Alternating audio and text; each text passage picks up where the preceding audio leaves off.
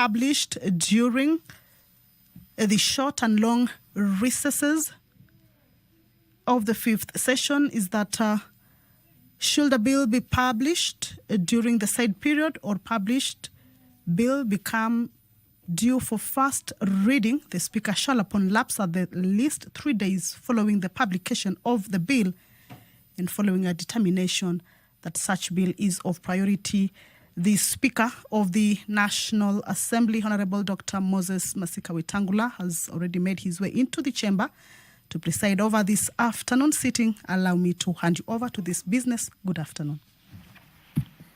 Waheshimiwa, tuombe.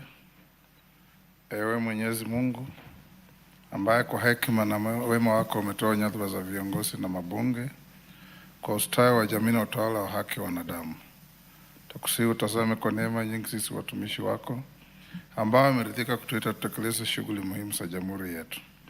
Tukuomba uteremshie baraka zako sisi tuliokutanika hapa na utujalie tuyatende na kufikiria mambo yote yatakayofikishwa mbele yetu kwa njia ya haki na uaminifu, ili utukufu na sifa zako ziendelezwe na ili kustawisha amani, ufanisi na heri ya nchi yetu na wale ambao haja zao wamezikabidhi mikononi mwetu.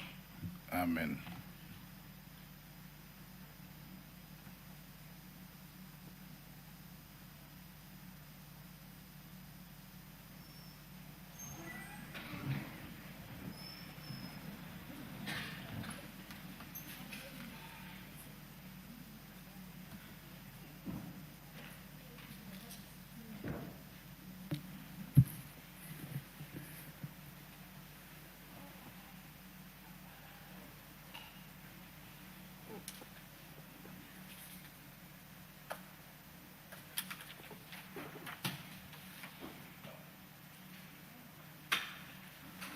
The sergeant ring the quorum bell.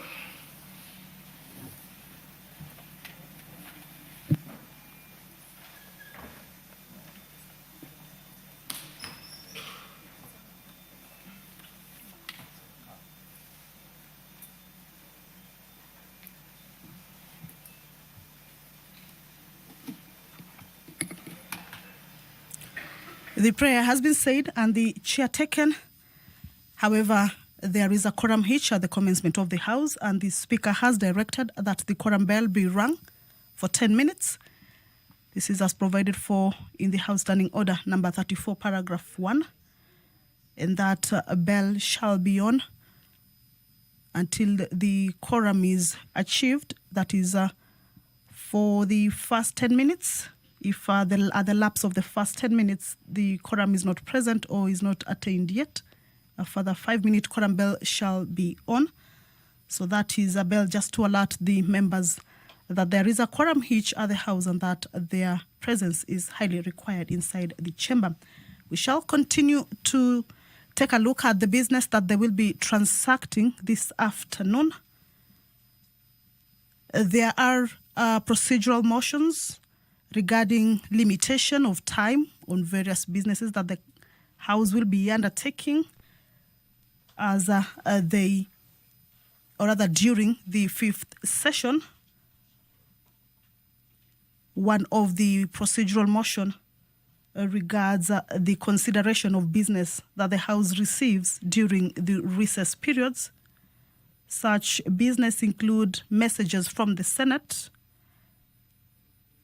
names of persons nominated for appointment to state or public officers from public office from the President, and any other office in the National Executive. This also regards messages relating to Senate's amendments to a bill originating in the National Assembly, matters around bills published during this particular period at a time when the House is on a short or long recess during this fifth session, in which it indicates that if a bill be published during the said period or a published bill becomes due for first reading, the Speaker shall, upon lapse of at least 3 days following the publication of the bill and following a determination that such bill is of priority, forthwith refer such bill to the relevant committee for consideration. This is pursuant to the provisions of Standing Order 127 that relates to committal of bills to committees and public participation, and cause the bill to be read a first time upon its next sitting, and the second reading may be taken forthwith or on such other days as the House Business Committee may determine. The other issue regards statutory instruments. Should any statutory instrument be transmitted for tabling before the House during that particular period of short or long recess during this fifth session, the Speaker shall, following a determination that the statutory... Transact business, clerk. Order number 1, administration of oath. Order number 2, communication from the chair. Order number 3, messages. Order number 4, petitions. Order number 5, papers. Majority Leader, Dr. Bukose, I'm told you are holding brief.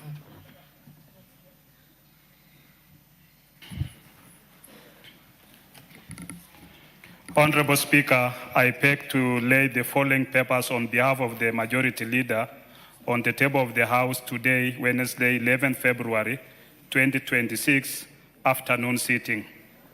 Reports of the Auditor General and financial statements of the National Government's Constituencies Development Fund, NGCDF, for the year ended 30th June 2025, and certificates therein in respect of the following constituencies.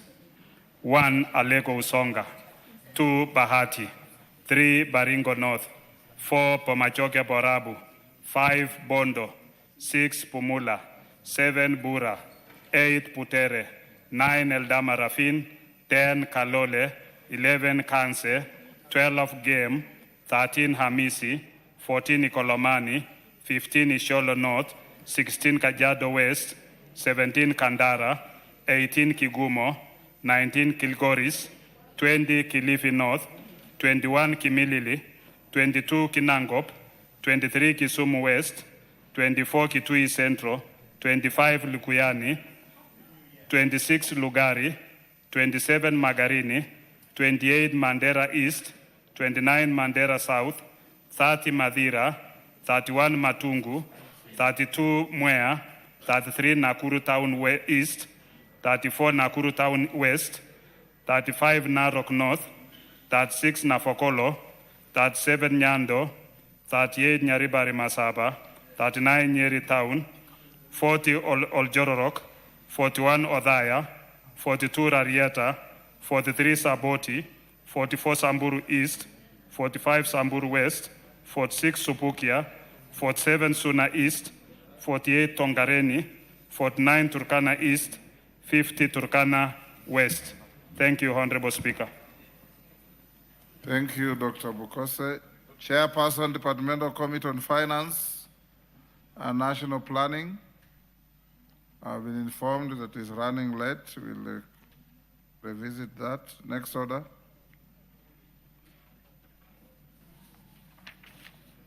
Order number 6, notices of motion. Chairperson, Departmental Committee on Finance and National Planning. The same chair who is running late. Next order.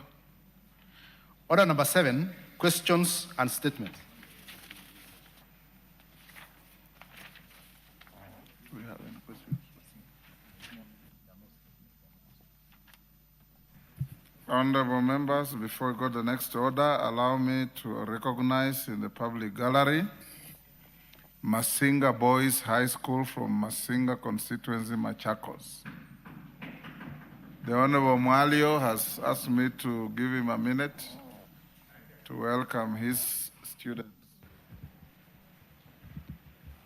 You are out of order. You don't have to wave at the gallery. Thank you, Mr. Speaker, for giving me this opportunity to welcome Masinga Boys High School, which is in my constituency. It's one of the best schools that we have in Masinga, which takes so many students in the university. And we would like to welcome to the chambers of the of Parliament so that you can watch the debate and be able to learn what we normally do here. So I am sure you are going to enjoy the few minutes that you are going to sit there, watch and listen to the members of Parliament as they debate. You are most welcome. Thank you. Next order. Order number 8, procedural motion, limitation of debate on sessional papers. Majority Leader. Thank you, Honorable Speaker.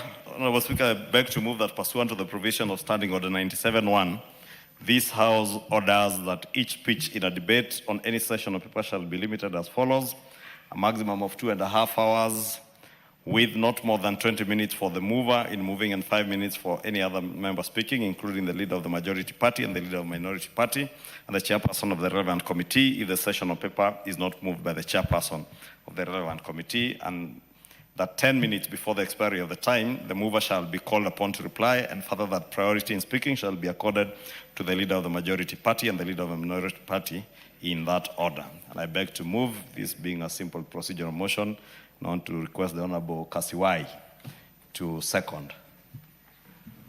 Kasiwai. I second. You seem to have been ambushed. Honorable members, I now propose the question at order number 8, which is that pursuant to the provisions of Standing Order 97.1, this House orders that each speech in a debate on any session of paper shall be limited as follows: a maximum of 2.5 hours with not more than 20 minutes for the mover in moving and 5 minutes for any other member speaking, including the leader of the majority party and the leader of the minority party and the chairperson of the relevant committee if the session of paper is not moved by the chairperson of the relevant committee, and that 10 minutes before the expiry of the time, the mover shall be called upon to reply, and further, that priority in speaking shall be accorded to the leader of the majority party and the leader of the minority party in that order. We put the question?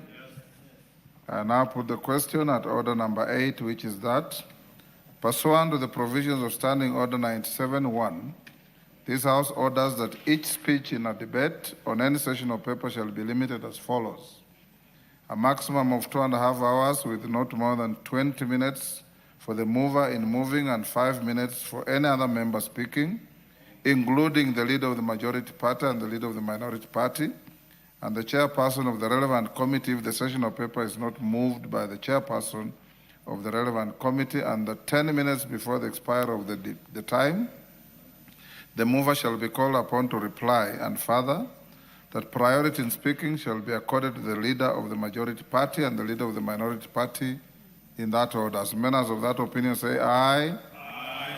Do those of the contrary opinion say nay? The ayes have it. Next order. Order number 9, procedural motion, limitation of debate on reports of constitutional commissions and independent offices.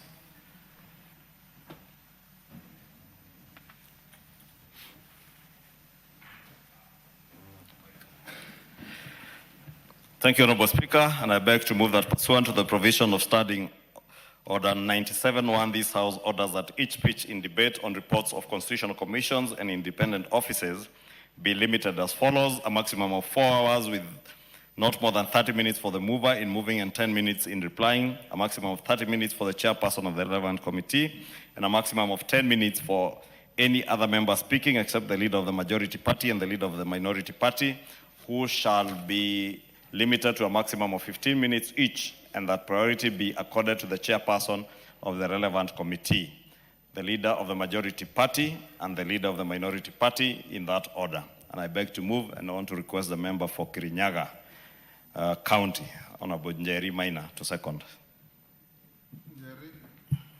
Honorable Speaker, I second.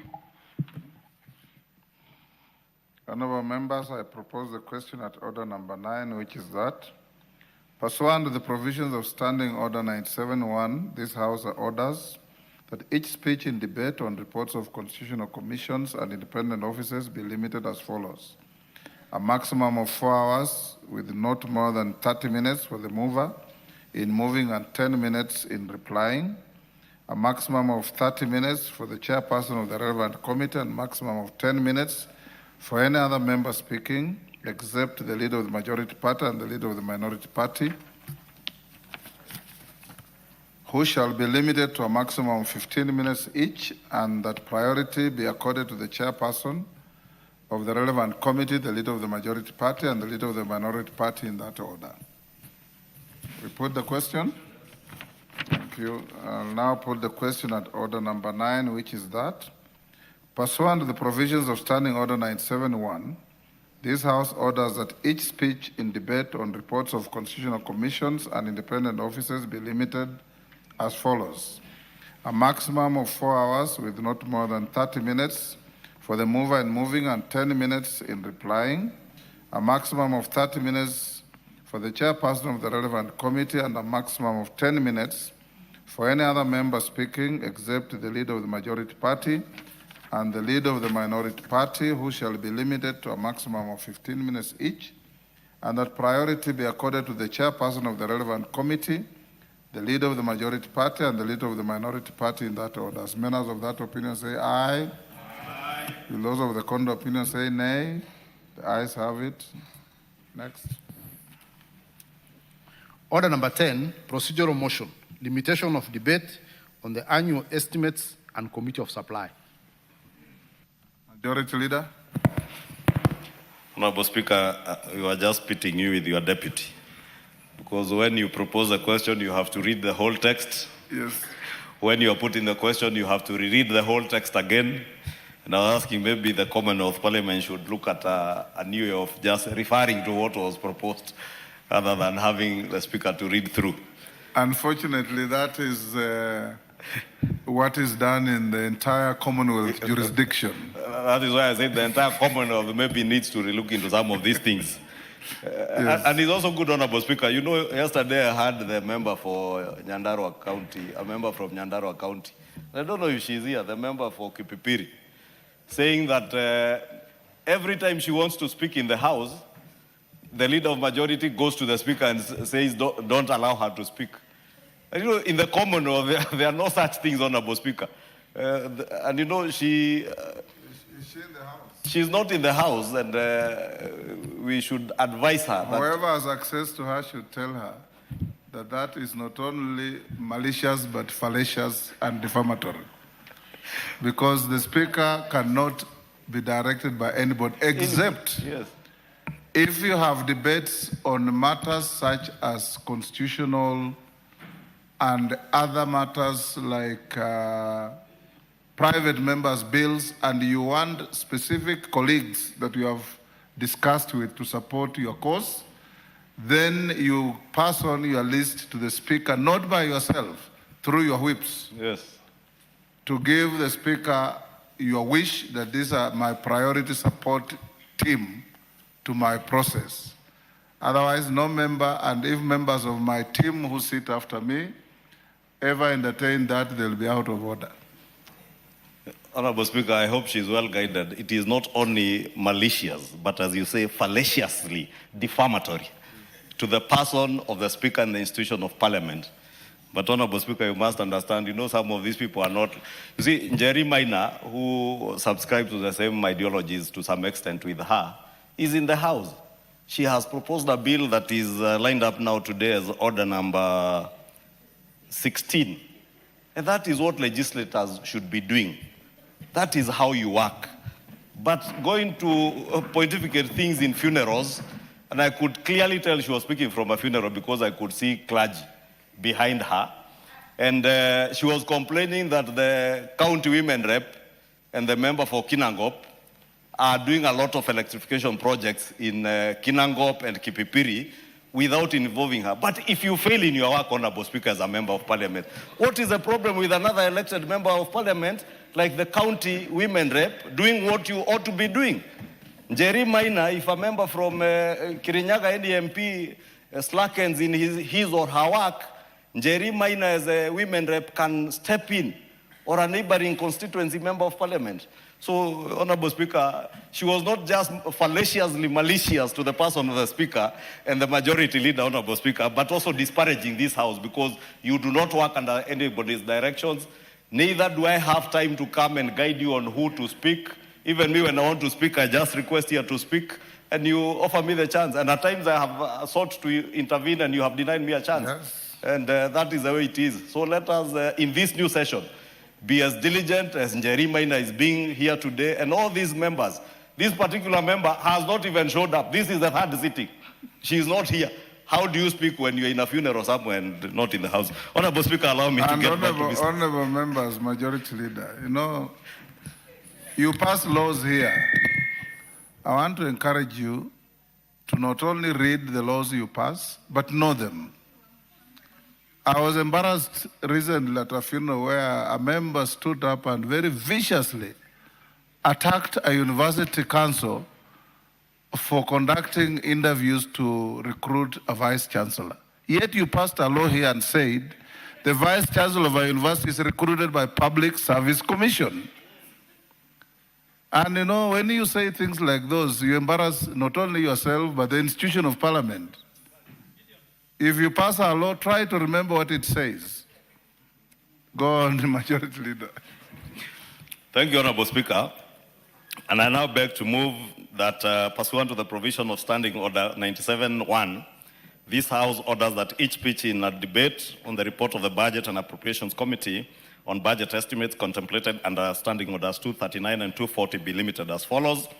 1, on general supply debate, a maximum of 3 sitting days with 30 minutes for the mover in moving and 15 minutes in replying, a maximum of 15 minutes for each of the chairpersons of the departmental committees, and a maximum of 10 minutes for any other member speaking, except the leader of the majority party and the leader of the minority party, who shall be limited to a maximum of 15 minutes each.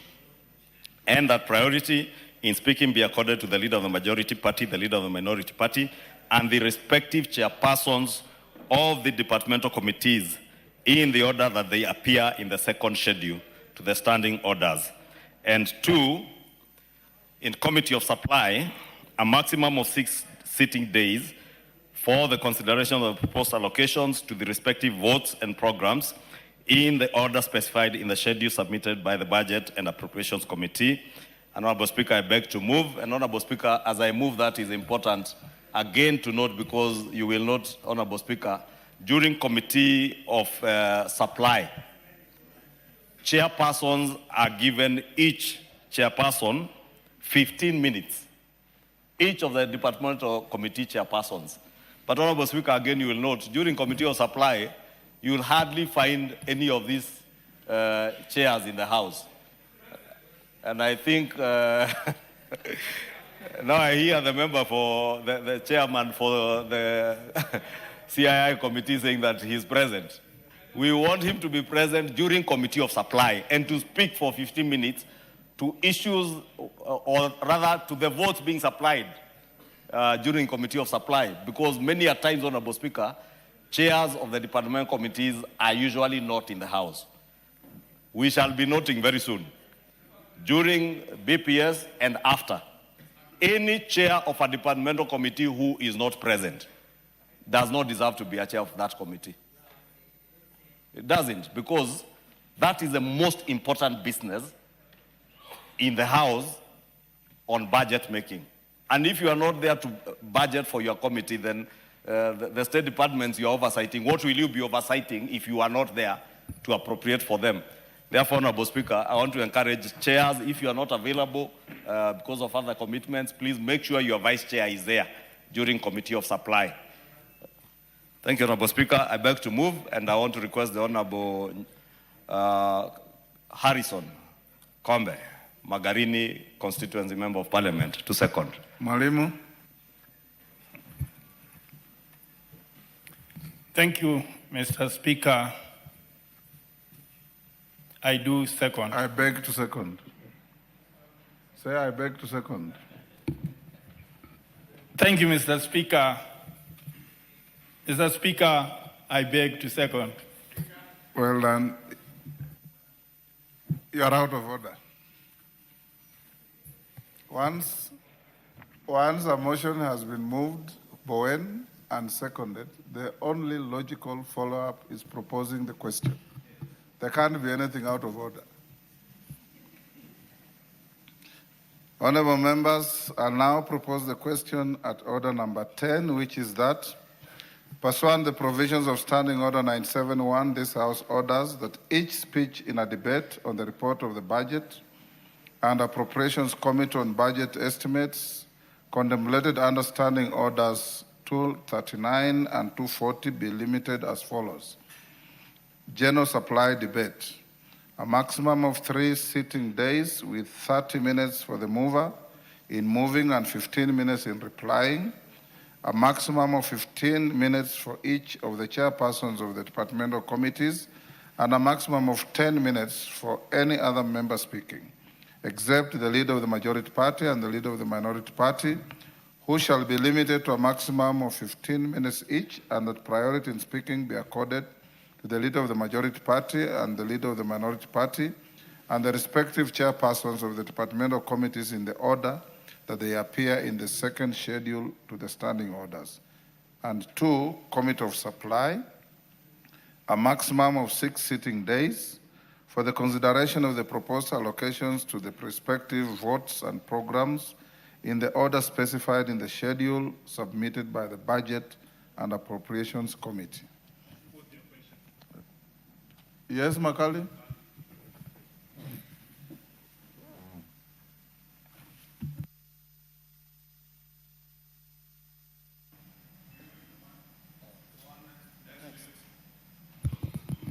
Yeah, thank you so much, Honorable Speaker.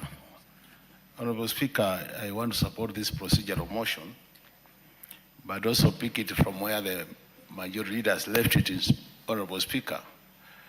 Just as you said, Honorable Speaker, that it's embarrassing when you see members discussing a law which has been passed by this House, and they seem to be not aware. Many times you have also seen members complaining about lack of budget when they make the budget. So I really want to encourage members that when we are making the budget, Honorable Speaker, that we be in the House.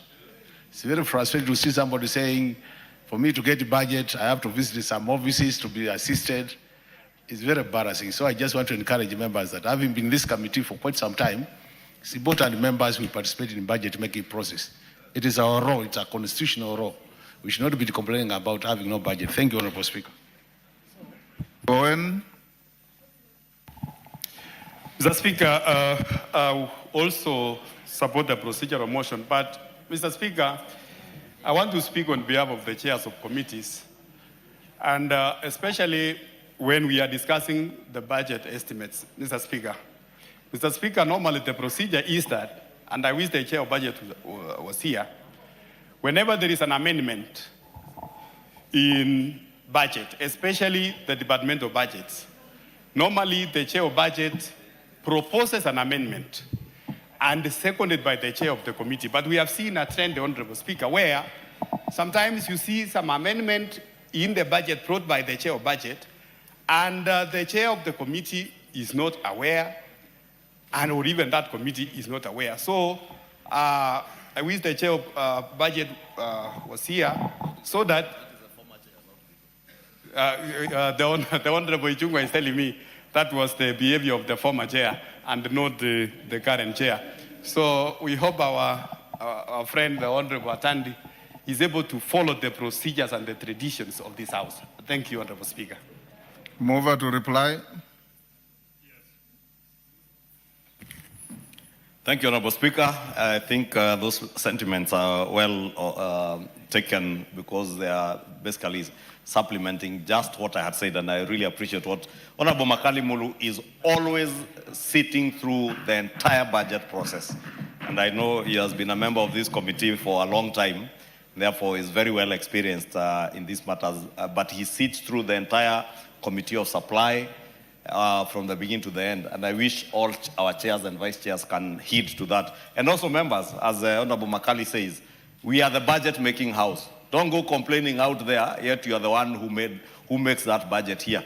And I think from what Honorable Bowen is saying, I think since Samuel Atandi became chair of the Budget and Appropriations Committee, we have not seen those and called for amendments without any consultations with the chairs of the departmental committees, and I just want to commend the Budget and Appropriations Committee under Chairman Atandi to continue working that way in consultation with the chairs, because I know at one point I had to intervene because Honorable Kangogo Bowen, as he says, actually had a myriad of amendments to many of the votes in under his docket without his knowledge and without the committee's consideration.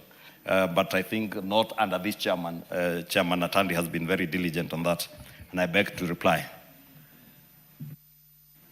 Honorable members, I now put the question at order number 10, which is that, pursuant to the provisions of Standing Order 97-1, this House orders that each speech in debate on the report of the Budget and Appropriations Committee on Budget Estimates contemplated under Standing Order 239 and 240 be limited as follows.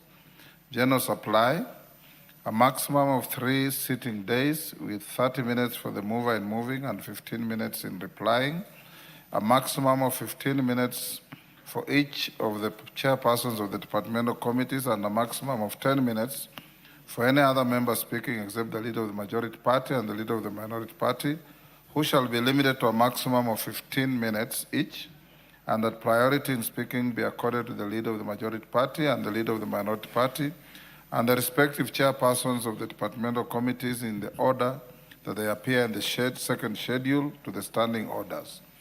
And committee of supply, a maximum of 6 sitting days for the consideration of the proposed allocations to their respective votes and programs in the order specified in the schedule submitted by the Budget and Appropriations Committee. As members of that opinion say aye. Aye. Will those of the contrary opinion say nay? The ayes have it. Honourable members, before we call the next order, allow me to acknowledge in the Speaker's Gallery Nairobi River Comprehensive School from Embakasi West, Nairobi County. On my behalf and on behalf of the House, we welcome the students and those accompanying them to the House of Parliament. Students in the gallery, when your school is mentioned, you stand up. Thank you. You may take your seats.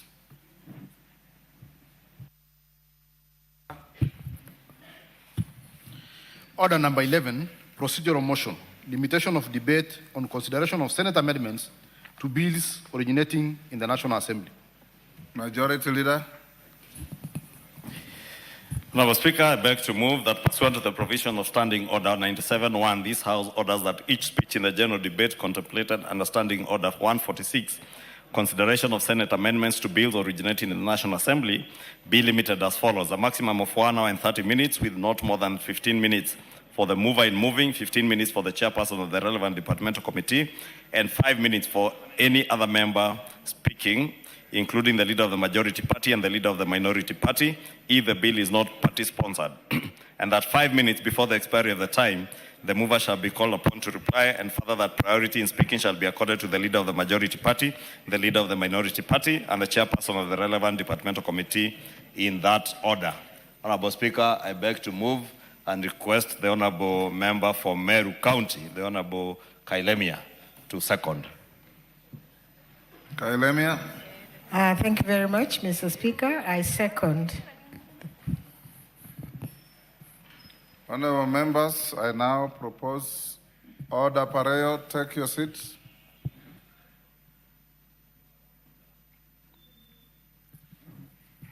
Honourable members, I now propose the question at order number 11, which is that, pursuant to the provisions of Standing Order 97-1, this House orders that each speech in the general debate contemplated under Standing Order 146, consideration of Senate amendments to bills originating in the National Assembly, be limited as follows.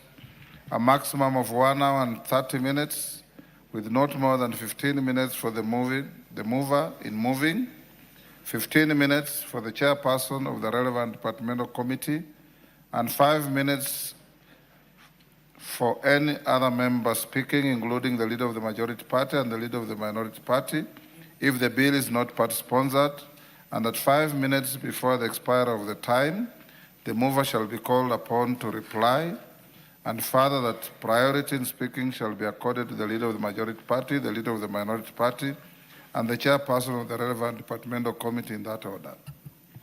We put the question.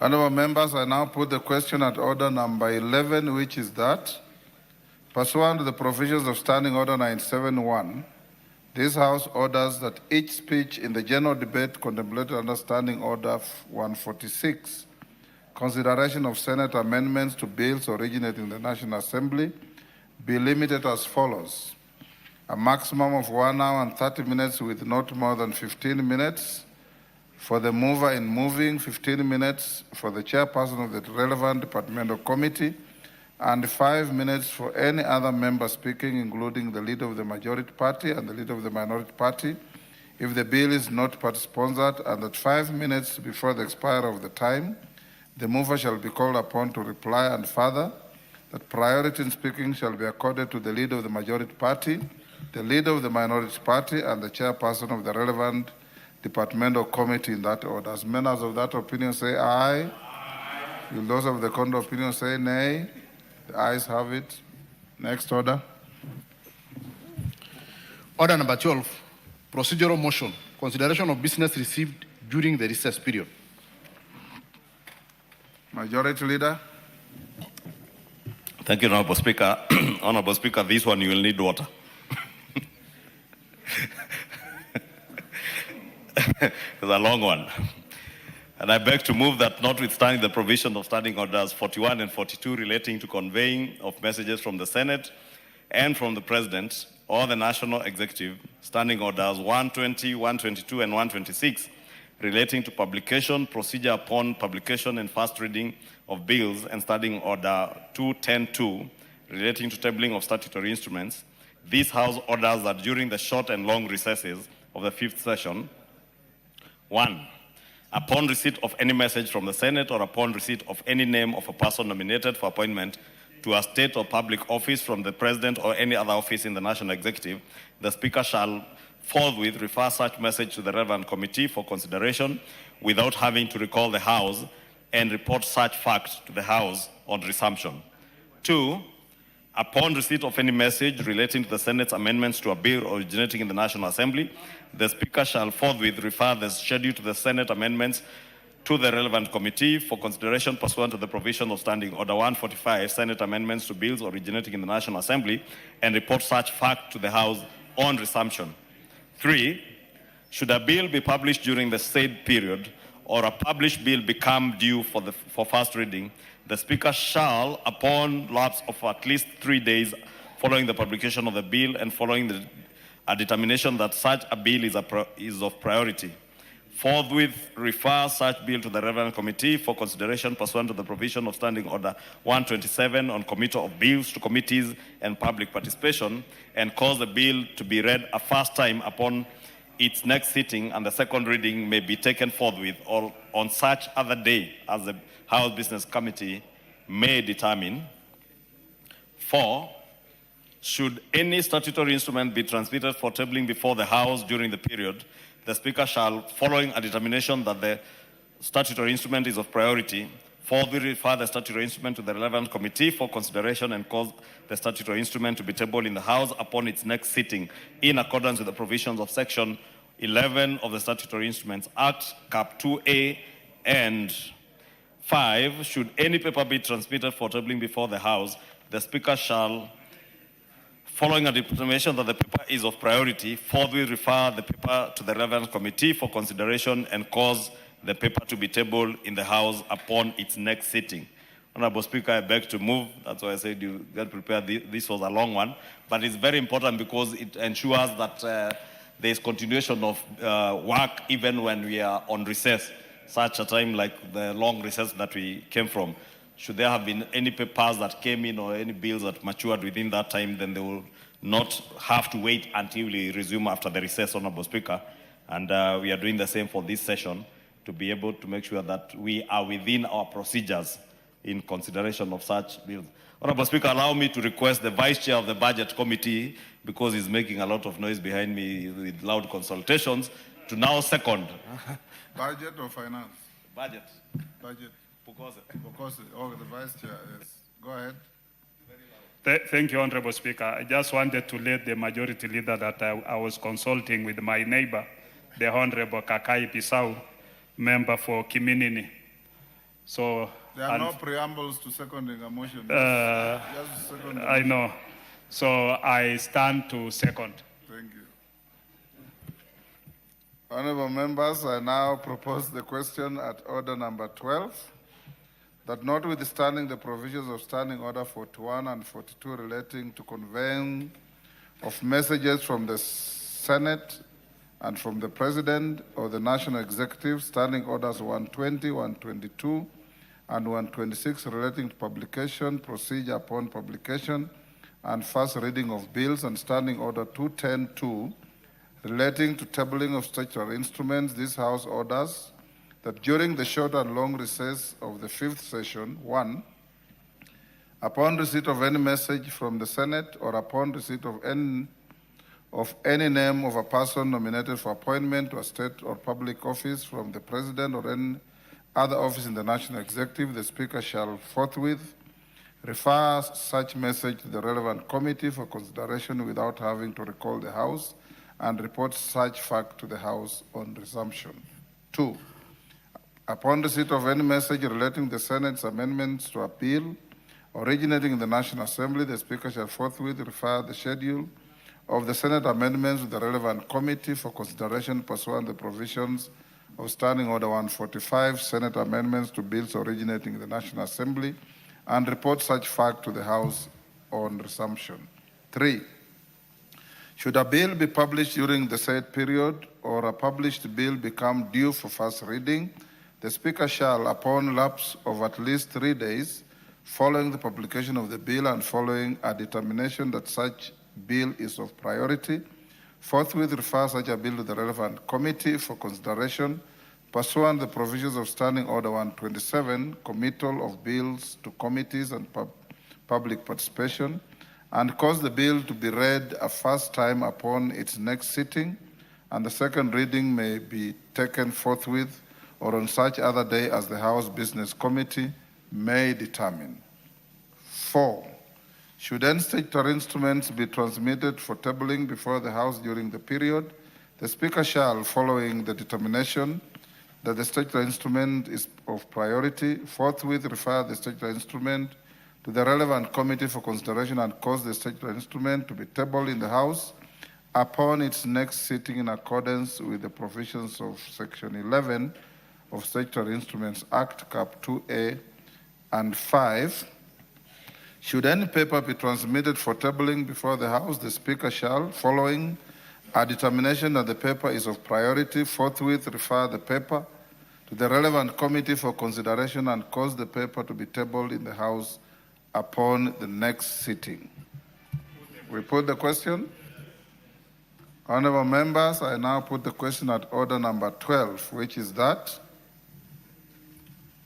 notwithstanding the provision of Standing Order 41 and 42 relating to conveying of messages from the Senate and from the President of the National Executive, Standing Orders 120, 122, and 126 relating to publication, procedure upon publication, and first reading of bills, and Standing Order 210-2 relating to tabling of statutory instruments, this House orders that during the short and long recess of the 5th session, 1, upon receipt of any message from the Senate or upon receipt of any name of a person nominated for appointment to a state or public office from the President or any other office in the National Executive, the Speaker shall forthwith refer such message to the relevant committee for consideration without having to recall the House and report such fact to the House upon resumption.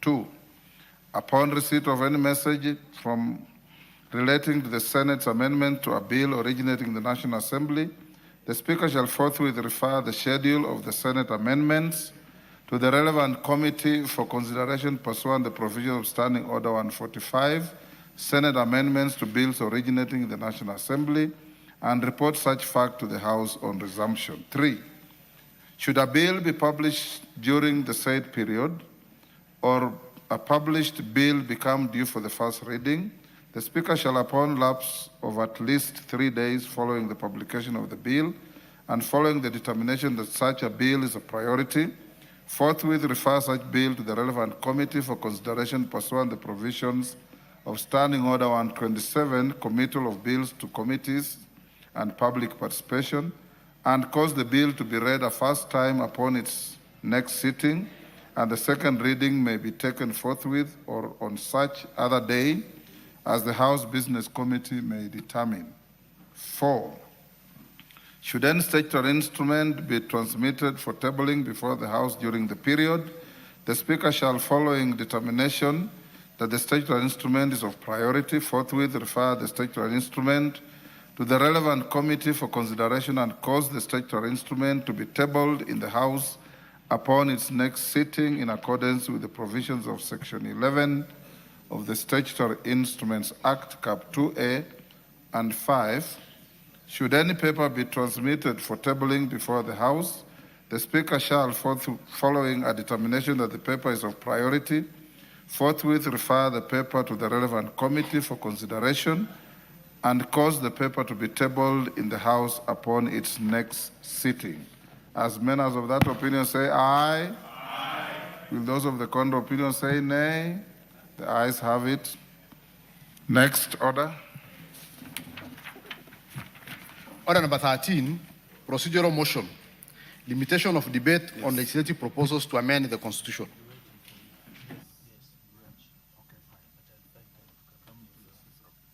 Majority Leader. Mike.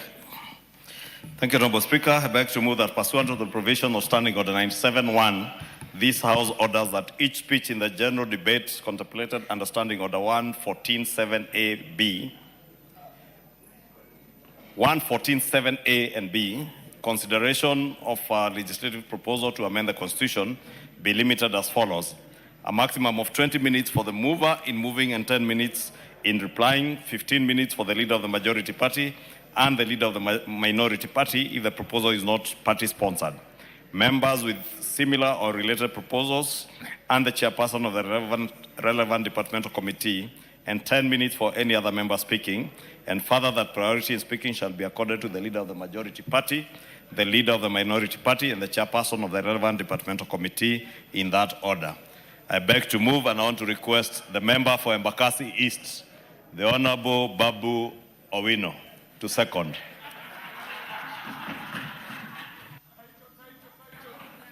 Babu Owino, when you are called upon to second, you don't laugh boisterously in the House. You just stand up and second. Go unanswered. Give him the mic. I second. I beg to second. Okay. I beg to second. Honorable Speaker, why should I beg to second? But I beg to second. You know, Babu, you normally make technical appearances and you must be losing the touch with procedure. You are not begging the Speaker, you are begging the House to give you an opportunity and a privilege to second. Honorable members, I now propose the question at order number 13, which is that pursuant to the provisions of Standing Order 97.1, this House orders that each speech in the general debate contemplated under Standing Order 114.7a(b), consideration of a legislative proposal to amend the Constitution, be limited as follows: a maximum of 20 minutes for the mover in moving and 10 minutes in replying, 15 minutes for the leader of the majority party and the leader of the minority party if the proposal is not party-sponsored, members with similar or related proposals and the chairperson of the relevant departmental committee, and 10 minutes for any other member speaking. And further, that priority in speaking shall be accorded to the leader of the majority party, the leader of the minority party, and the chairperson of the relevant departmental committee in that order. I put the question. Yes, Mkunji. Thank you, Honorable Speaker. I would like to bring to the attention of the House that while we do give priority to the majority leader and the minority leader, Honorable Speaker, as per the guidance of the Constitution, we need to also put into consideration, Honorable Speaker, the post-election coalition formations, which, Honorable Speaker, has really reduced the aura of the debate in the House. Honorable Speaker, we are aware that the minority side and the majority side, there is a new alignment that makes the broad-based government. Honorable Speaker, I'm begging to, I know under Article 97 of the Constitution, it is well clear on the minority and the majority side, but I would call to your attention the new realignments of the House, Honorable Speaker, to ensure the debate is better in the House. Thank you, Honorable Speaker. Yes, there is no coalition. Mr. Speaker, I think it is important for the honorable member to understand that this House is guided by rules, key among them the standing orders. And Mr. Speaker, it would also be informative for this member to know that as we are approaching the end of this session, there shall be an opportunity for this member to contribute ideas on what needs to be changed in our standing orders so that they may apply in subsequent houses. But Mr. Speaker, what he is presenting today not only sits as a debate that should be held in Embu town as a conversation in a boda shed, but not a conversation to be brought to the floor of the House. A House that understands its rules and procedures as have been provided, not only by the standing orders, Mr. Speaker, but also by the Constitution of this country. So, Mr. Speaker, I would like for you to totally find the contribution by the honorable member just totally out of order, Mr. Speaker. I thank you. Thank you very much, Honorable Speaker. Honorable Speaker, when we began this particular House session, you actually made the rulings on who constitutes majority and minority. And those rulings are what abides to date. This other statement about a coalition that was formed after you made your rulings is alien to this House because it has not been introduced in any way so that it is recognized. If there are other coalitions that have been made out there by the executive or by any member in any forum, that is alien to this House. And therefore, the House remains as you ruled. We have a minority and we have a majority. You want information, Murugara? Yes, no problem. Majority may inform me if there's anything I've left out.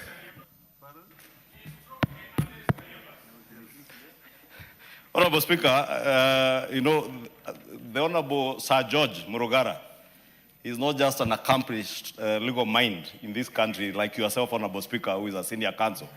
The next lot of senior counsels is likes of Sir George. From the time he worked with Hamilton, Harrison, and Matthews, he's a very good legal mind. And he will tell you, Honorable Speaker, and that's what I wanted to remind him, that the Constitution, the current Constitution, never envisaged a situation where we have a government party and an opposition party. So what my brother, younger brother, the Honorable Member for Manyata, Honorable Mukunji, is suffering from is hangovers of the past, hangovers of the old Constitution. And this is what happens to you when you follow a DO or a former DO who operated under the old Constitution, Honorable Speaker. It just happens, Honorable Speaker. You get confused in between because the leader of the minority party is not a leader of the opposition. If you want to be a leader of the opposition, you just become a leader of the opposition, but you must have an agenda to push with the people of Kenya. You cannot be a leader of the opposition by just shouting out there, throwing hatred, words of hatred, insulting other leaders. And Honorable Mukunji is a young man and he's learning well. But I hope he can learn from the likes of Tom Joseph Francis Kajwang or Sir George Murugara not from former DOs. Thank you, Honorable Speaker. Enough of that comic relief. I now call upon the mover to reply.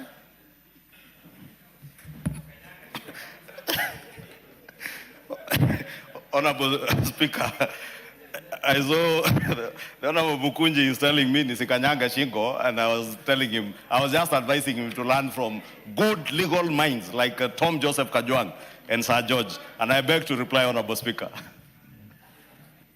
Order Mary must take the nearest seat. Members on their feet, take your seats.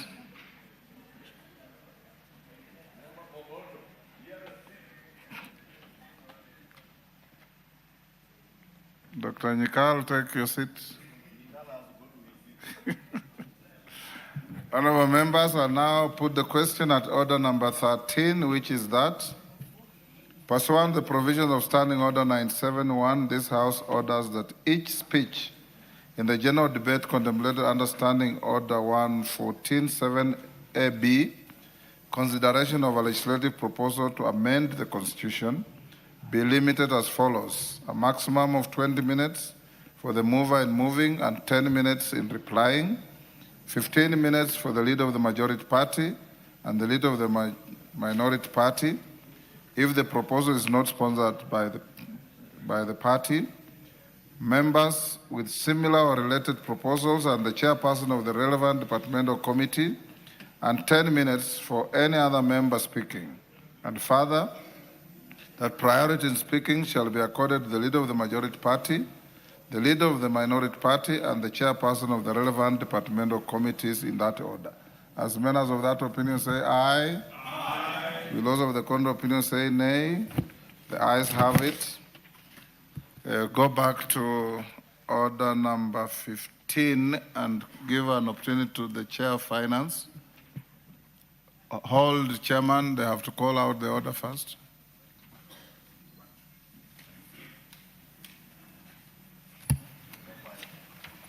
Order number 5, papers. Chair, Finance Committee. Thank you, Honorable Speaker, and I really thank you for your indulgence. Honorable Speaker, I beg to lay the following paper on the table of the House.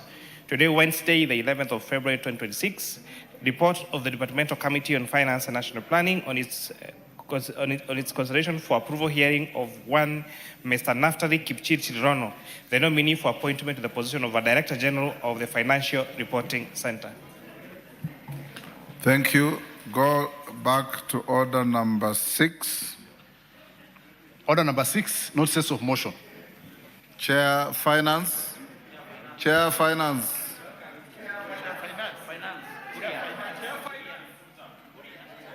Chair, Finance. You seem to be bewildered.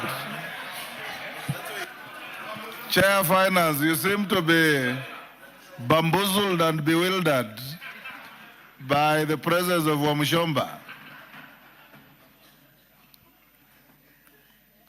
Proceed under order number 6 to give your notice of motion.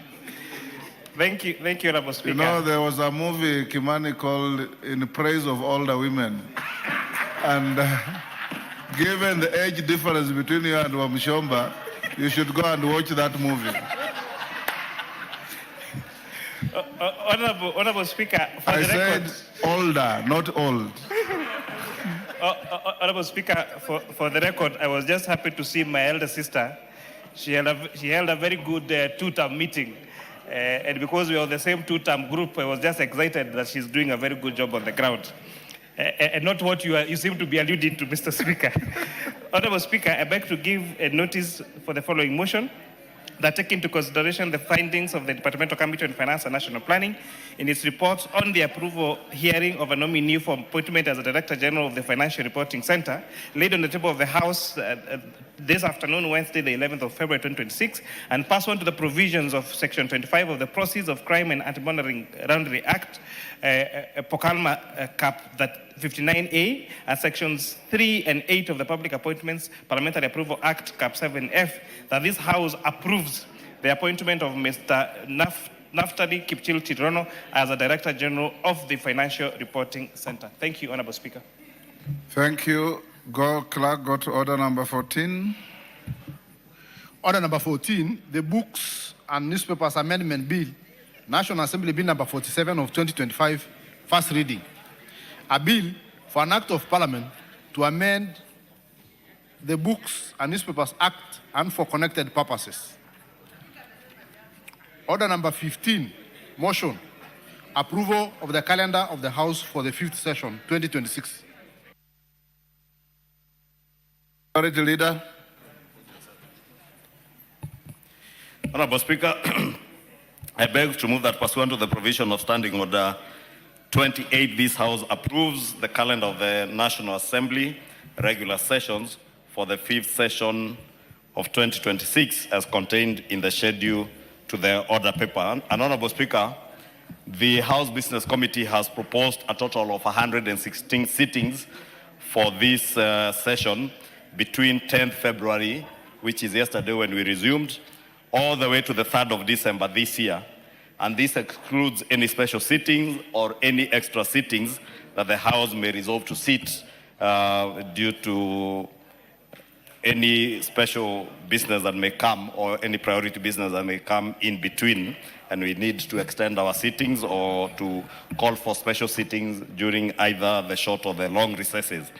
Honorable Speaker, as members may also be aware, this first session, first part of the session is mostly guided by the submission of the budget policy statement and the medium-term debt strategy, which is to be tabled before this House by the 15th of February, which is this Sunday. Therefore, we expect that this will be tabled before the close of business tomorrow and should be considered and adopted by the House within the next 14 days. Therefore, until around the first week of March or the end of this month, we should have finalized with the budget policy statement and the medium-term debt strategy. And therefore, the Budget and Appropriations Committee, all our departmental committees, and the Debt Committee will be very busy the next 2 weeks. And therefore, I want to call on members, please avail yourselves during committee sittings so that you're able to expedite on this business for BPS and the medium-term debt strategy paper before the lapse of those 14 days, because these are statutory timelines. Additionally, we expect that we will get the Division of Revenue, hopefully by the 10th of March, which will be introduced in the National Assembly for consideration. And the second part, Honorable Speaker, is guided again by the budget timelines on conducting of public participation or public hearings by the Budget and Appropriations Committee on the annual budget estimates. And this should be undertaken before the committee tables its report on the estimates for approval by the House. Honorable Speaker, by mid-June, we should have completed this public participation. The committee tabled their report, and mid-June, we come for the pronouncement of the budget highlights and the revenue-raising measures by the Cabinet Secretary for the National Treasury, and thereafter, approval of Budget and Appropriations Committee's report on the annual estimates, introduction and approval of the appropriation bill. This is the period that we'll also consider the finance bill, the appropriations bill, and any supplementary appropriations bills that may come before June 30th, 2026, which is the end of the current financial year. Honorable Speaker, this calendar has also taken into consideration the religious holidays that may fall in between, like Easter, where Good Friday is falling in on the 3rd of April, and Easter Monday will be on the 6th of April, and therefore will not be affected by this calendar. Similarly, Eid al-Fitr is expected to take place probably on Friday, 20th March, or Saturday, 21st March, depending on the sighting of the moon. And again, this being non-parliamentary sitting days will not affect this calendar.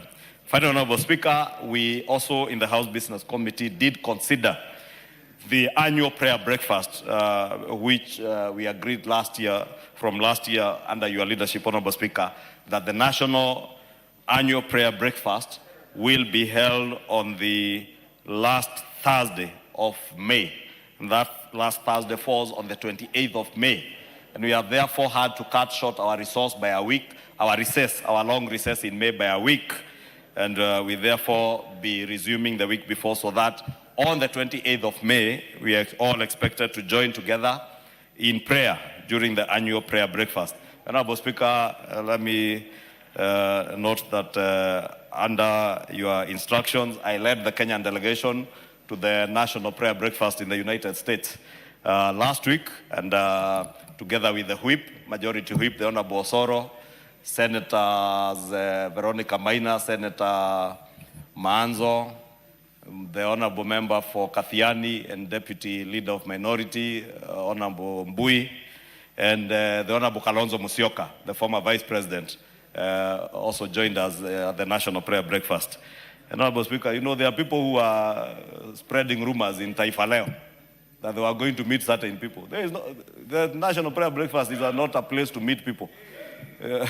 Other than the tete-a-tete you'll have on the table where you sit, there were no other side meetings other than the side meetings that we all attended as the Kenyan delegation, which I led. It was not led by anybody else. Let that be clear. It was led by the majority leader. So those who are sponsoring stories in Taifa Leo that they are going to meet, I don't know who in the Trump administration. They met nobody. Honorable Speaker. Finally, the calendar has taken into consideration our school's calendar, Honorable Speaker, for both primary and secondary school holidays. And of course, those children under CBE, and also those who attend the other systems, those who are attending the American system and the British curriculum holidays. If you look at the calendar, it has taken into consideration to ensure that those of you who have children under CBE, you will have time during the recess to spend with your children. And those who have children in the other systems, you also have time at least in two of the recess periods to spend time with your children and your families when you recess. Therefore, Honorable Speaker, with those many remarks, I beg to move, and I want to ask the Honorable Member by the name Adams Kipsanai to second this motion for the calendar of the National Assembly. This being a good time for the Honorable Adams to second. I beg to move. Kipsanai. Mr. Speaker, I beg to second. Thank you. Jerry, take your seat.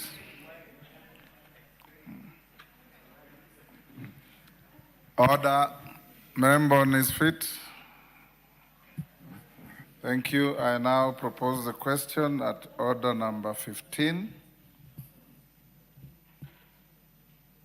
which is that pursuant to the provision of Standing Order 28, this House approved the calendar of the National Assembly regular sessions for the 5th session 2026 as contained in the schedule to the order paper. You put the question? I now put the question at order number 15, which is that pursuant to the provisions of Standing Order 28, this House approves the calendar of the National Assembly regular sessions for the 5th session 2026 as contained in the schedule to the order papers. Members of that opinion say aye. Aye. Will those of the contrary opinion say nay? The ayes have it. Next order. Order number 16, the Health Amendment Bill, National Assembly Bill number 56 of 2024, second reading. Jerry Maina, that's your bill. Are you ready to move? Yes, Honorable Speaker. Thank you. The majority leader was trying to distract me. And I was telling him that he's mentioning me so positively many times, he might send different signals to my political affiliation. Honorable Speaker, I beg to move the Health Amendment Bill 2024. And this bill, in a nutshell, seeks to criminalize. Jerry, I know you are a first timer. When you move your bill, first you just read it as it is. I beg to move that the Health Amendment Bill, National Assembly Bill number 56 of 2024, be now read a second time. Then you start your discourse. KJ misled me, Honorable Speaker. Thank you for that guidance. KJ, you are supposed to mentor, not to mislead new members. Go on, Jerry. Honorable Speaker, I beg to move that the Health Amendment Bill, National Assembly Bill number 56 of 2024, be read for the second time.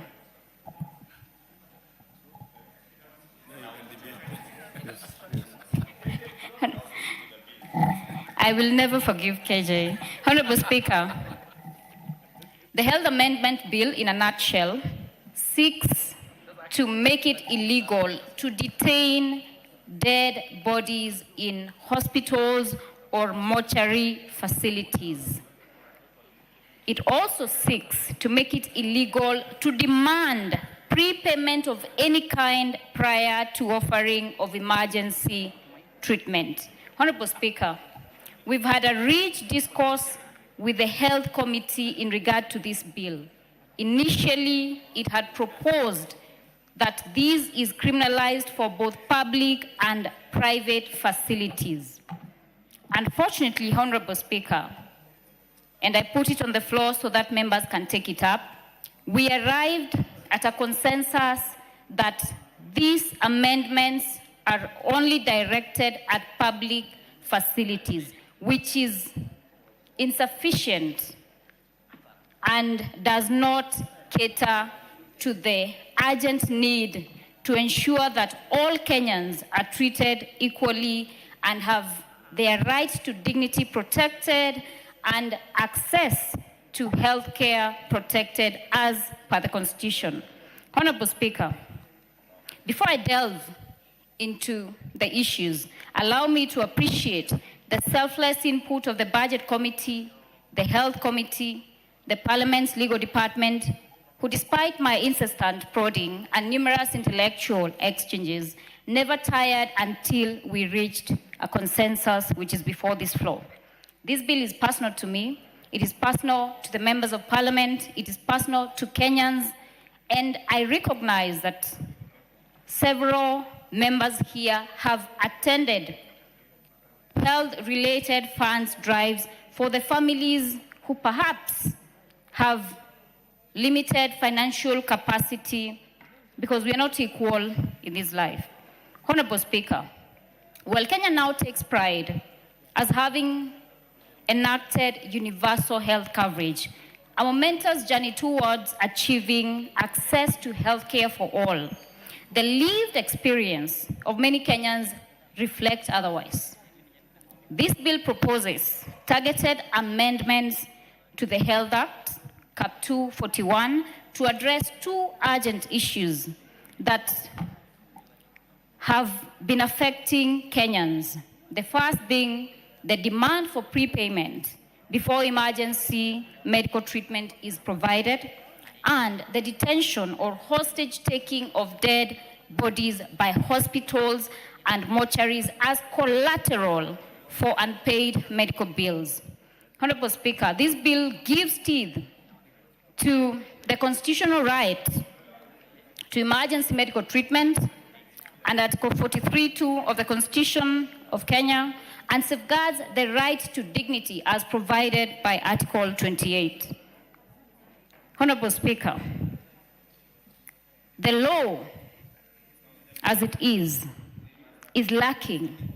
The courts have made various decisions and pronouncements, the High Court in particular, in regard to the issue of detaining dead bodies as collateral, given, or the rationale behind it being that dead bodies, no matter how long they are detained in facilities, will never accrue any objective in a manner that they cannot be sold for profit. But the hospital and mortuaries continue to detain the bodies of Kenyans who have passed on, who perhaps come from financially incapacitated families, to ensure that they have drained them emotionally so that they can pay the bill. Honorable Speaker, the right to emergency treatment must be protected by this House. This expands the scope of emergency care to cover treatment at the scene, during transport, and through to the hospital. It also creates an offense for demanding prepayment, where any person held liable will be fined to a tune of Kenya shillings 3 million. These amendments further create an offense for detaining dead bodies where any public officer in a healthcare facility who has either facilitated or authorized detainment of a dead body shall be fined to a tune of Kenya shillings 2 million. Honorable Speaker, it further imposes a duty on all public sector healthcare providers to ensure that medical costs do not impede attention to emergency treatment. Honorable Speaker, like I have said, this is a lived experience. The Kenyatta National Hospital issued a public notice regarding 262 unclaimed bodies in the last year. Honorable Speaker, in June 2025, a further 124 unclaimed bodies were subjected to a similar notice. Many of these remain unclaimed precisely because families cannot afford the bills due to the harsh realities of the economic life in Kenya. To give life to this bill, Honorable Speaker, and the amendments therein, I want to reiterate that this is not mere rhetoric. This is not politics, Honorable Speaker. This bill is for the sake of the many Kenyans who are still unable to cater for their medical bills, or those of their loved ones once they're deceased. Honorable Speaker, the Mater Hospital in 2025 detained the body of a Kenyan by the name Caroline Tito, a widow, a mother of 2 college-age sons, for over 2 months for the failure to pay Kenya shillings 3.3 million. Honorable Speaker, from a human perspective, I want to pose a question to this House. Were the 2 college-age sons, did they have the capacity, even if they had wanted to clear the medical bills so that they could lay their mother to rest? Another further human experience and the human face of this bill is the Kenyatta Memorial Funeral Home. Honorable Speaker, this is a matter that I personally litigated in offering my pro bono services to Kenyans who cannot afford to pay for legal services. Honorable Speaker, this matter of the dead body hearing was one young, promising youth by the name Kelvin. Honorable Speaker, Kelvin was a medical student, straight A's from school, sponsored by the community, graduated, and then came to Nairobi to seek for employment opportunities. Unfortunately, he did not find any employment opportunity in regard to the course he had studied for. So like any other hardworking youth in Kenya, he started a boda business. While going home on one unfortunate night, Kelvin was hit on the Thika superhighway by a public transport vehicle, and he was admitted under emergency care at the Kenyatta University Teaching Referral Hospital. Unfortunately, he accrued a bill to a tune of Kenya shillings 1.2 million. His mother could not be able to raise it. Kelvin had a wife and a young son. When I litigated this matter, Honorable Speaker, it gave me the perspective, and I want the members to put themselves in the shoes of Kelvin's mother, who was a squatter, who did not have any property she could have sold to get the body of her only son, who was a straight-A student, had come to Nairobi to seek for better opportunity. But unfortunately, he had encountered an incident where he passed on. Every day, his mother called me for 6 months as I litigated in court. And it broke my heart because I didn't know what to tell her. You know, some days we'd go to court, there'd be the bureaucracy of the judicial system, and every day she was hoping that she could find closure by laying Kelvin to rest. Kelvin deserved to have been given his right to dignity, to be accorded a funeral as per the African custom and traditions. Honorable Speaker, he couldn't because Kenyatta Memorial Funeral Home withheld his body for close to a year, emotionally draining his family. His mother had to do numerous harambees, and we know the economic situation in the village setup. They could not manage to raise the Kenya shillings 1.2 million. It might be pocket change for some people, but even Kenya shillings 500 in the village is a lot of money.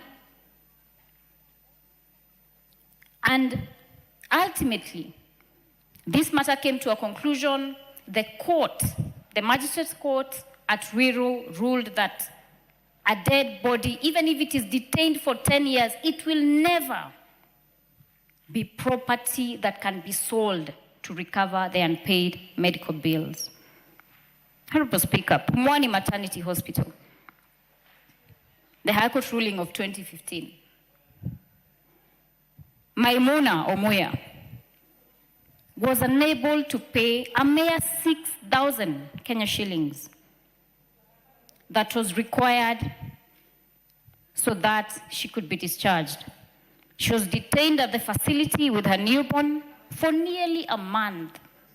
And every time, every day, the bill kept accruing. Honorable Speaker, the courts have been clear. They have pronounced themselves. It is upon this House to pass these amendments, to legislate, to give judicial legitimacy to the decisions by our courts of law. Honorable Speaker, from a human perspective,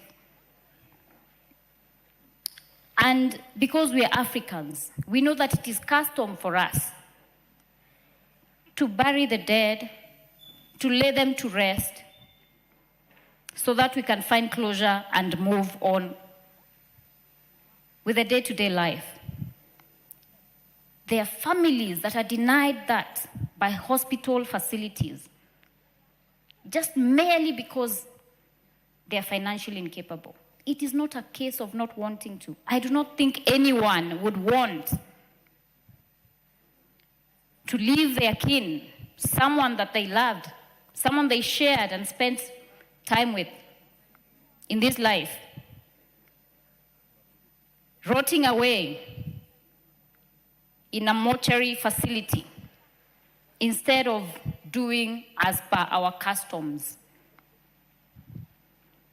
Honorable Speaker, we are reminded again of emergency services. We say we have SHA that is supposed to cater for all Kenyans, but is that the reality, Honorable Speaker? I'll tell you the reality. Or like Kenyans say, quote unquote, vitu kwa ground. A young man in Kirinyaga County was playing football at a field near Kutus. He collapsed and was rushed to a nearby county medical facility. Unfortunately, he could not be admitted because he had apparently not paid for SHA.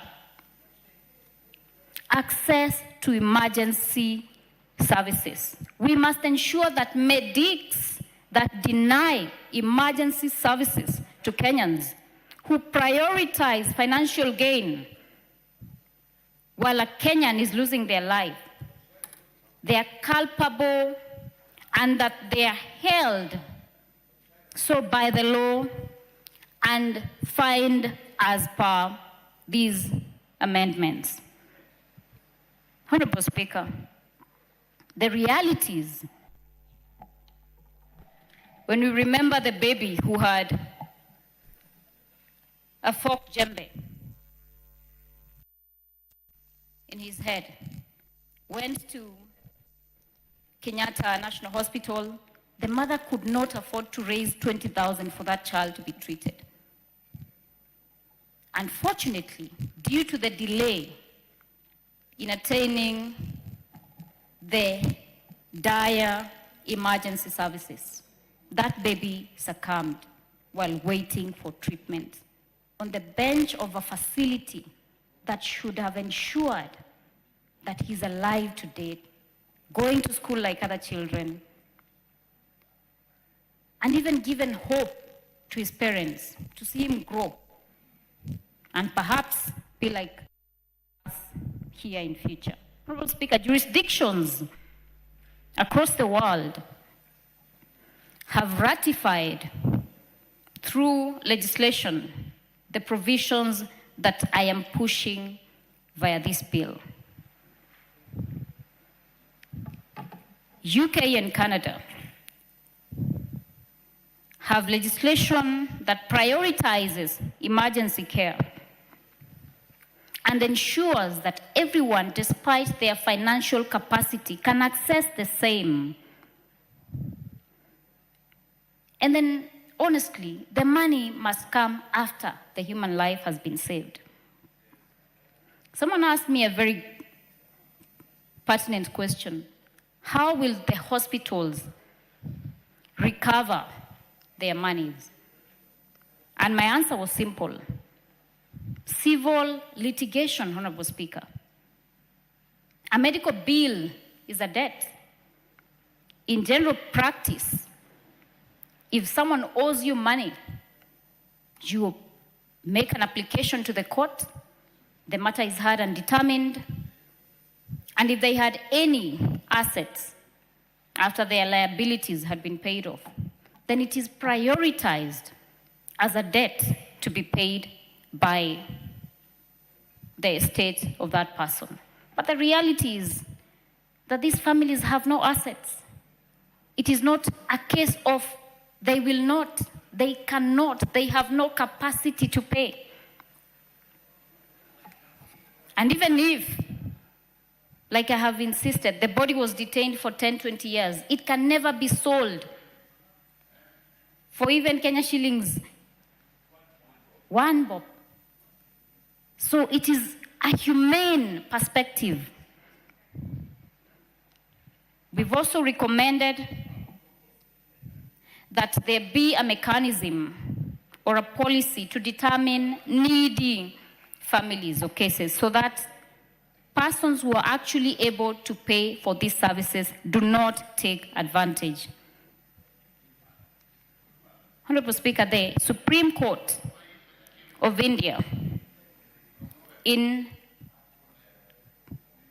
Katara versus Union of India, 1989, established that no hospital may refuse emergency treatment to save a life, regardless of their ability to pay.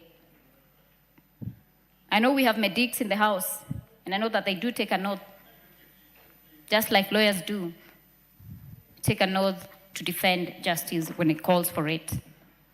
I want to implore upon this House to pass these amendments, to develop this bill further, to ensure that even private facilities are also culpable, equally culpable. They should not be left out because human life is more important and must be more important than financial gain. Honorable Speaker, Article 43 of the Constitution of Kenya provides that every person has a right to the highest attainable standard of health, including the right to healthcare services. These amendments will protect and safeguard and actualize implementation of that right. Honorable Speaker, Section 137 of the Penal Code makes it an offense to unlawfully hinder the burial of a dead body. But if dead bodies are detained in mortuary facilities that poor Kenyans have no powers to access, Honorable Speaker, it is obvious that they are not able to perform the funeral rites. The High Court in Kenya, in Mutua versus Mata Hospital, has already declared that detention is unconstitutional, it is unlawful, and has created a binding precedent that this bill reinforces. Honorable Speaker, it is therefore our duty as members of Parliament to ensure that we pass this legislation, we improve it, we develop it, we make it richer when it comes to that stage so that we can protect Kenyans. This bill will restore the dignity in death. This bill will give judiciary precedent the legislative backing. This bill will align with the global health standards. It is bipartisan, it is human, it does not know the majority side, it does not know the minority side, it does not know Wamunyoro, it does not know any political affiliations.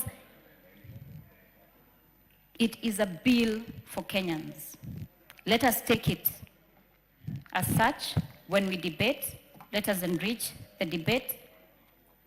And Honorable Speaker, because I know many members, I had requested them to stay behind so they could contribute to this. I will not belabor, and I can tell they're convinced, the way they are shaking their head in conviction. Even the majority leader is convinced. I would like to call upon the immediate. I move. Honorable Speaker, I beg to move and now request the immediate former chair of the Health Committee, Dr. Robert Pukose, to second.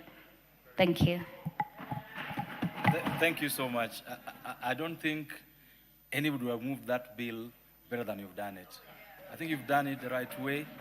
If we were in a court of law, I'm sure the judge would have tilted your way almost immediately. Honorable Pukose, take your seat for a minute. For the convenience of the House, I would like us to go back to order number 5 and allow the majority leader to table a number of papers, then we'll come back to this immediately. The majority leader, go ahead. Order. Majority leader, this is your chance to lay the papers.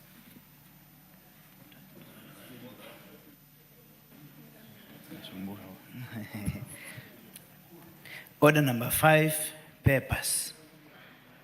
Majority leader, go ahead. Thank you, Honorable Speaker. Honorable Speaker, I beg to lay the following papers on the table of the House today, Wednesday, 11th February 2026, afternoon sitting. The 2026 budget policy statement, together with the following accompanying documents. 1, the medium-term debt management strategy of 2026. 2, the draft division of revenue bill of 2026. 3, the draft county allocation of revenue bill 2026. 4, the county government's additional allocations bill of 2026. And 5, programs outputs, performance indicators, and targets for the financial year 2026-2027 and the medium term. Thank you, Honorable Speaker. And I can confirm to the member for Kirinyaga County that indeed the bill she has just moved is a good bill, and I am convinced. Nice. So the papers laid. Thank you. Back now to order number 16, I think. Back to order number 16. Honorable Bukose, this is a chance to second. Thank you, Honorable Speaker. Honorable Speaker, I stand to second this very important bill by the member for Kirinyaga, the Honorable Njeri. And this bill, Honorable Speaker, is a good bill. This bill came to us in the Committee of Health, and we had a look at it. It also came to us in the Committee of Budget, and we approved. It's an important bill, Honorable Speaker, because it speaks into the challenges that many Kenyans face. Honorable Speaker, under the Kenya Kwanza administration, we passed the 4 UHC bills. Among them, it created the Emergency, Chronic, and Critical Care Fund. Under this fund, there is the provision for emergency services. And therefore, whether it's a government facility, public facility, faith-based organization, or a private hospital, there is no reason why you cannot offer emergency services, because it is well taken care of. And therefore, this bill is just to reinforce that important aspect, because in the bill, it's providing that failure to attend to a patient because you are in an emergency situation, then you'll be fined 2 million shillings. And therefore, I think this actualizes that Kenya Kwanza creation of the Emergency, Critical, and Chronic Fund. And therefore, and in our constitution, every Kenyan is entitled to the highest attainable standard of health. And you are entitled to emergency services. Secondly, Honorable Speaker, many people, especially many of the members of Parliament here today, will attest to the fact that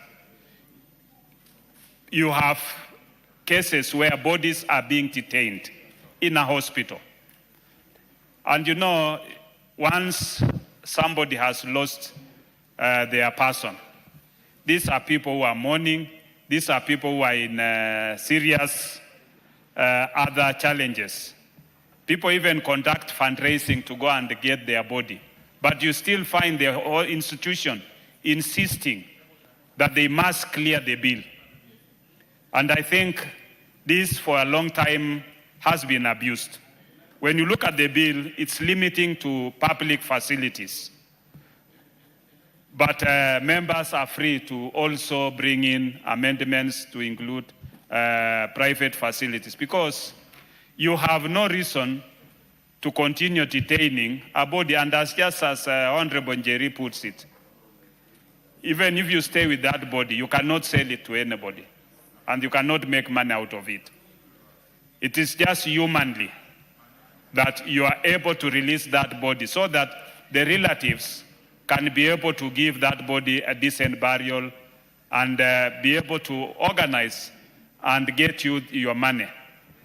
So I think, to me, this is a very good bill. And now we can begin with the public institutions where you are even getting money from the exchequer, from the taxes of Kenyans, where Kenyans are paying taxes. And more often, this parliament appropriates money from the public to those public institutions. And even now, with the primary health care fund, with the SHA fund, SHIF, with the emergency, critical, and chronic illness fund, all the other expenses have been paid. And even in other covers, you are covering the last respects for that body. And therefore, to me, Honorable Speaker, this is a very important bill that will address issues that affects our society, and we expect that hospitals will be able to now do the right thing, and that this House will pass this bill and it becomes law very soon so that it can be actualized. With those few remarks, Honorable Speaker, I second. Thank you so much. I remember that I now propose the question that the Health Amendment Bill, National Assembly Bill number 56 of 2024, be now read a second time. And the first bite of the cherry would be the chairman of the Health Committee, Honorable Nyikal.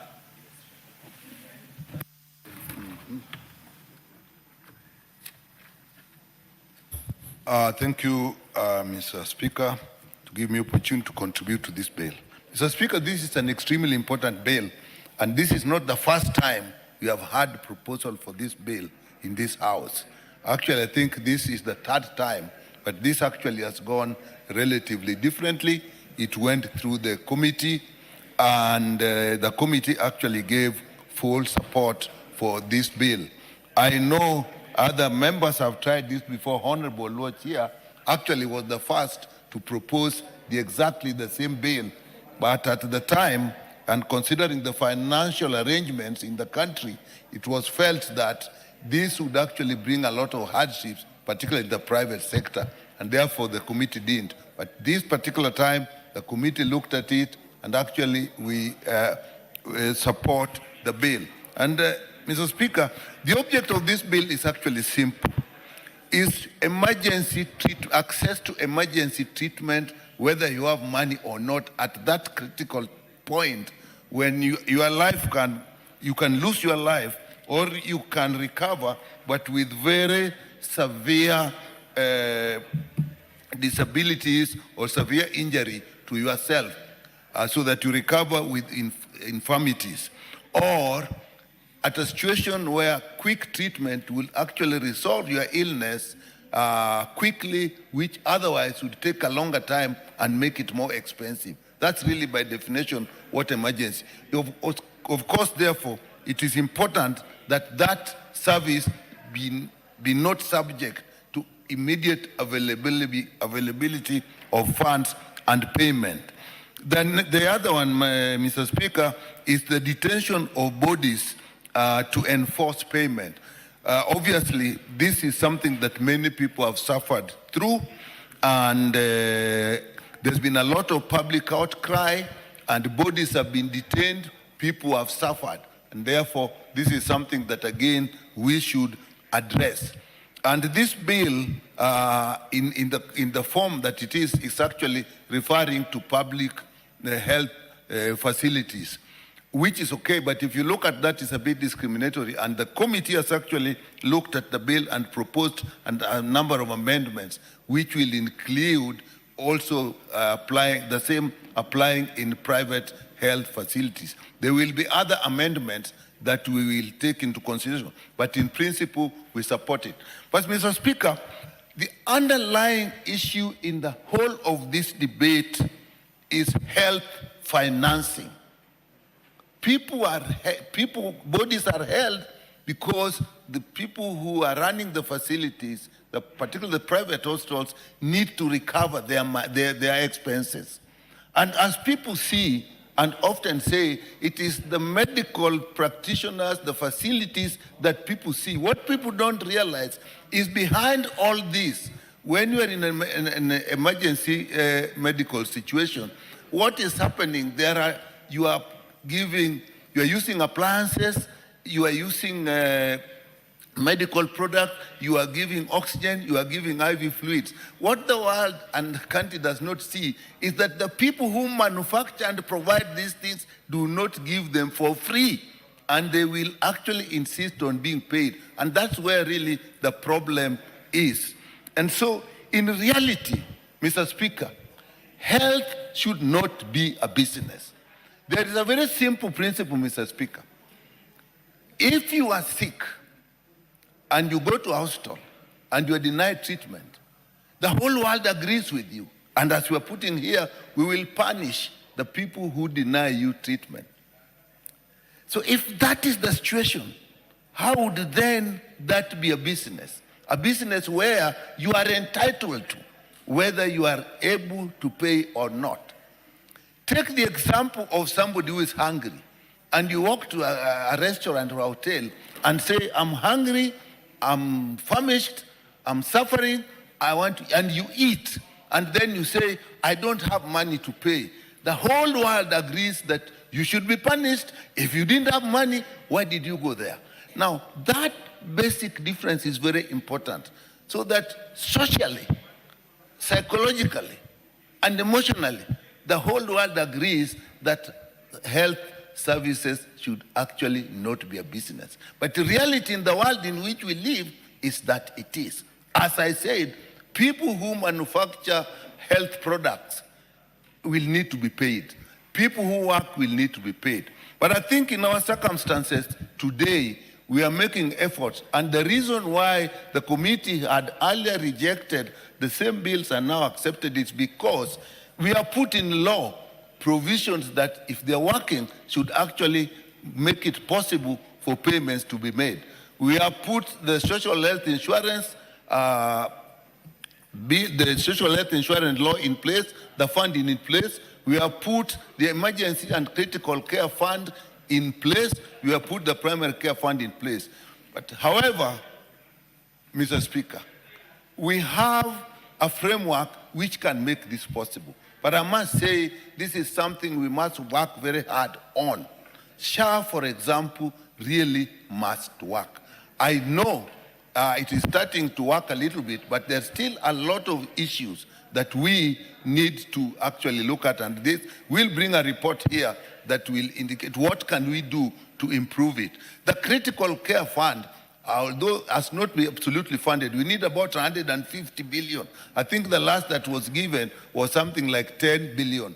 Now, if that is what is going to pay when you are being treated on an emergency basis and is not adequate, it will not work. So again, we will have to look at the budget process so that when we pass this bill, the budget process must also reflect that as a country, we want to provide funds for critical and emergency care. And I'll call upon members here that when the committee brings and proposes higher funding for the health sector, that will be necessary, because the critical care fund is actually not under the insurance. It is actually one that is to be done from the Treasury.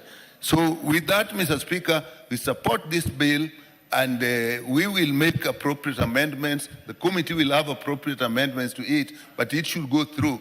But what I remind ourselves, that the very best is to get a system where health care to a large extent is not really a business as such, but if it is a business, we put a financing framework that makes it possible for all to assess, so that even the business people in it do not lose their funds. Because if they do, they will actually, people will not provide the services that we need. And the public sector alone cannot provide all the services that the country needs. So our system must take into consideration both the private sector and the public sector in terms of financing to make this a bill that is realistic, that will not be seen as punitive without taking into consideration the people who put their resources and their time in providing health for Kenyans. Thank you, Mr. Speaker. Thank you so much. Members, I know this has a lot of interest. We got 3 hours on this bill. I wish to request for your patience. Don't pressure me from the chair. Only one person will speak at a time. So as I give the member for Molo a chance to contribute on this, I want to request you, don't come here to pressure me. I'm going to follow the list the way it is. It's 3 hours, only 11 requests. So everyone will have a chance to speak. Go ahead, member for Molo. Thank you very much, Honorable Speaker, for giving me this opportunity to contribute to this very good bill drafted by the formidable lawyer, the Honorable Member for Kirinyaga County, the Honorable Njeri Maina. Honorable Speaker, this bill is seeking to amend the Health Act Cap 241 so that it aligns with our Constitution. Article 43 of our Constitution that gives the right to health, and Article 28, Honorable Speaker, of our Constitution that gives the right for human dignity. Honorable Speaker, this bill is seeking to do two very major things.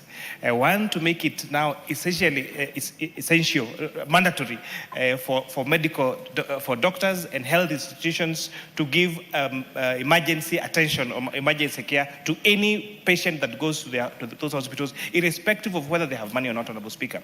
And this is also a big call, Honorable Speaker, in as much as we're putting this into law, to restore the humanity that we had for health professionals, whether they are doctors or nurses, Honorable Speaker, because the cases that the Honorable Member demonstrated of people who have been denied medical care, and there are so many of them, Honorable Speaker, who have died, waiting for medical attention, and it is an emergency, Honorable Speaker. When we're in school, the people that we knew from our villages who are nurses and who are doctors, we knew them as very humane and passionate people.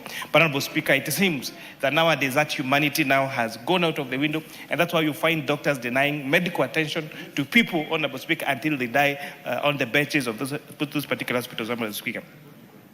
Honorable Speaker, it's also important to note that this bill does not remove the need to pay, Honorable Speaker, for services offered by hospitals, Honorable Speaker. It only criminalizes detention of living people and dead people, Honorable Speaker, in those particular hospitals.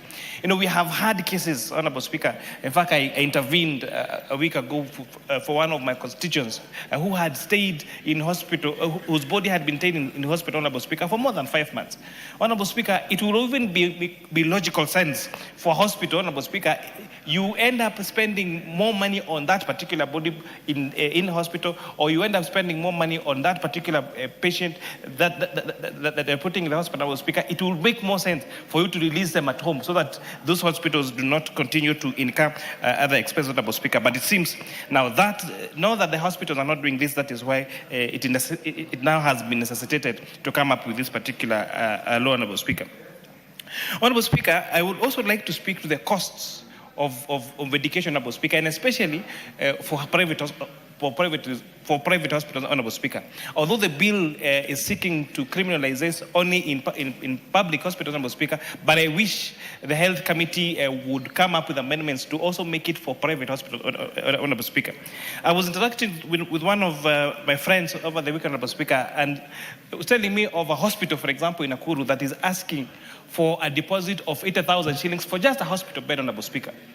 Even the most, even 5-star hotels, Honorable Speaker, in this country, per night is only 30,000 shillings in the most expensive hotels. So why are hospitals asking for a deposit of even 80,000 shillings for just a hospital bed? And all they need to do is a small bed. The hospital, the patient need to sleep, Honorable Speaker, chai asubuhi, lunch and dinner, Honorable Speaker. And most of them don't even feed well, Honorable Speaker, because they are sick. So this issue of charging 80,000 shillings for the hospital bed, even for private hospital, Honorable Speaker, should be looked to and be made illegal, Honorable Speaker. We have the other charges, Honorable Speaker, for private hospitals. Private hospitals play a very critical role in supplementing what is done in public hospitals. And therefore, it's a good thing that we have businesses, we have entrepreneurs that have invested in these hospitals as a business, and that complements the work that is being by public hospitals, Honorable Speaker. But that should not be at exorbitant fees, Honorable Speaker. In some hospitals, the cost of removing a tooth, just removing a tooth, is over 10,000. Kutoa meno tu. These charges that are being charged by these private hospitals, even if it's a business, they are very exorbitant. And I think the Ministry of Health needs to come up with regulations of how much should be paid for which service. The same way, for example, in SHA, Honorable Speaker, where it standardizes the fees for consultation for all medication, Honorable Speaker, there should also be regulations that standardizes how much is charged by hospitals, Honorable Speaker, even by private hospitals, Honorable Speaker. Because in as much as we appreciate how they are supplementing the work of public hospitals, Honorable Speaker, some charges are too exorbitant, Honorable Speaker. And with that, I beg to support this particular bill by the Honorable Member and congratulate the Honorable Njeri for doing such a very good job. Thank you, Honorable Speaker. Thank you. The Honorable Rueda Obo. The next one in line is the Honorable John Gitonga of Manyata. Thank you, Honorable Speaker. And I will start at foremost by congratulating my colleague, Honorable Jerry Minor, and Honorable Speaker, also congratulating the House on a priority on private members' bills so that members can be able to impact their life in this House, Honorable Speaker. Honorable Speaker, I rise also to support the bill, and I believe this bill aligns very well with the spirit of our Constitution under Article 43, Honorable Speaker, subsection 3, on issues to do with social security. Honorable Speaker, health is a very critical issue, Honorable Speaker, in this nation. And Honorable Speaker, many of the honorable members who are here today will agree with me that everybody has a case in his constituency or in his county on a detained body, Honorable Speaker. And mostly it is happening in our public hospitals. Honorable Speaker, last week I was dealing with a case in my constituency of a body that has stayed in hospital for 4 months. And the family has taken trips to a hospital in Kikuyu, Honorable Speaker, close to 20 times, requesting for waivers. We write letters, Honorable Speaker, but the family had stopped the morning. People had contributed all they can contribute, but because the bill is big, Honorable Speaker, the body continue being detained. And Honorable Speaker, this bill speaks to the humanity of this House. This bill, Honorable Speaker, speaks to the conscience of our nation, Kenya. That, Honorable Speaker, when somebody loses a loved one, what remains of that person is to get closure and continue with their lives. Detaining a body, Honorable Speaker, is the worst type of torture for a family that has lost a loved one.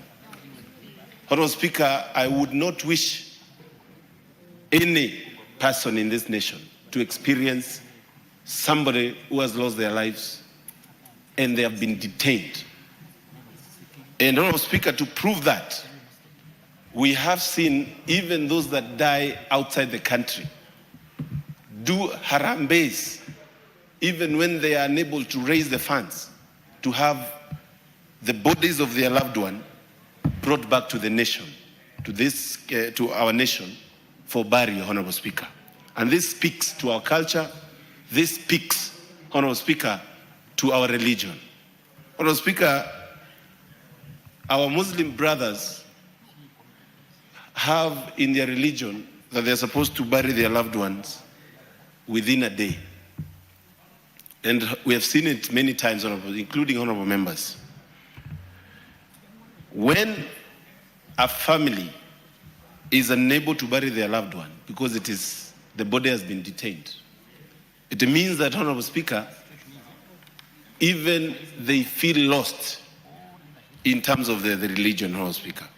And maybe among the amendments, Honorable Speaker, that we are going to be proposing is to tie this to our social security, to tie this into insurance agencies, that insurance companies that provide insurance in this nation, so that, Honorable Speaker, hospitals can have insurance when a loved one is lost, and when a loved one is lost and the family is unable to raise the funds, they can go to that insurance to claim for something instead of going the civil case way, as Honorable Jerry Minor had proposed.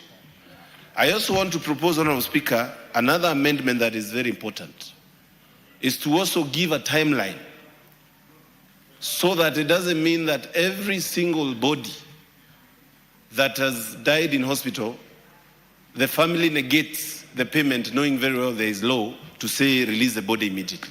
We need to put a timeline maybe a week or two, for ensuring that there is also some effort from the side of the family to have the body of their loved one getting buried, Honorable Speaker.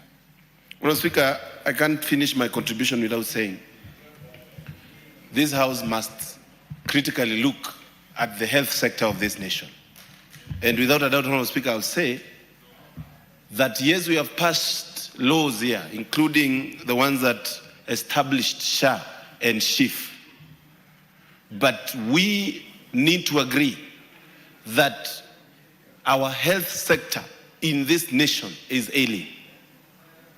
The myriad of challenges, Honorable Speaker, cannot be underscored by this House. We have equipment in our public hospitals that are not working. Many of our hospitals, level 5s and level 4s, are actually hospitals that are not in operation. And it is a deathbed of many of our loved ones, Honorable Speaker. We have seen the program that was started by the former regime, Honorable Speaker, of the equipment. Many of those equipment are not working today. And it means that the deaths that we want today to pass and say that they should not be detaining the bodies, Honorable Speaker, we will have more of those if we don't work and put health first, Honorable Speaker, in this House. Honorable Speaker, Article 43 is very clear on the right of Kenyans when it comes to health care. And one of the purpose of this House is to push and ensure that our Constitution is well obeyed. If it is a county government, we must ensure and call our brothers in the upper house, in the Senate, Honorable Speaker, to ensure and compel health care systems that work in the counties so that, Honorable Speaker, we don't continue facing the challenges that we are facing. Honorable Speaker, we raised some issues here with the Ministry of Health last year. Some of them involved an equipment that was supposed to change the diagnosis and treatment of cancer in this nation. The cyber knife, Honorable Speaker, equipment in the KU hospital, Honorable Speaker. That equipment that was launched in the year 2023, even today has never operated, simply because we don't have a technician to use such an equipment. It speaks to lack of seriousness when we are investing in serious equipment and using public money. I call upon this House to work this year to ensure that we do pass laws and compel our health care to work, Honorable Speaker. SHA is also something that is not very clear. We need to pass laws to ensure SHA works for the people. How comes, Honorable Speaker, me that is paid by government every month, contributes monthly, but when a hustler, a matatu tout, gets to pay SHA, is told to pay for 2 years? It is not right, it is not fair, and Honorable Speaker, those are things that are ailing our nation. As I support this bill, Honorable Speaker, I want to call upon this House to reconsider that law and ensure that it works for the nation. Thank you, Honorable Speaker. Honorable, I could actually read this for you so that you don't carry your hands up. The next person online is Charles Ngusia, will be followed by Gitonga Murugara, like that, so that you don't keep holding your hands. It's that simple. Honorable Ngusia. Thank you, Mr. Speaker, Honorable Speaker, for this opportunity to contribute to this critical bill, actually, which has been done by Honorable Njeri. Congratulations, the lady from Kirinyaga, who has done a very good bill. Mr. Speaker, this bill is killing two birds with one stone. Number one, it is going to criminalize, or rather illegalize, the retention of dead bodies. And also, it is going to ensure we are going to streamline emergency treatment of emergency cases in our hospital, Mr. Speaker. Mr. Speaker, I note with concern that Kenya ratified international treaties that actually compel, or rather forces the state to respect and to protect and, of course, fulfill the right of health as enshrined in our Constitution.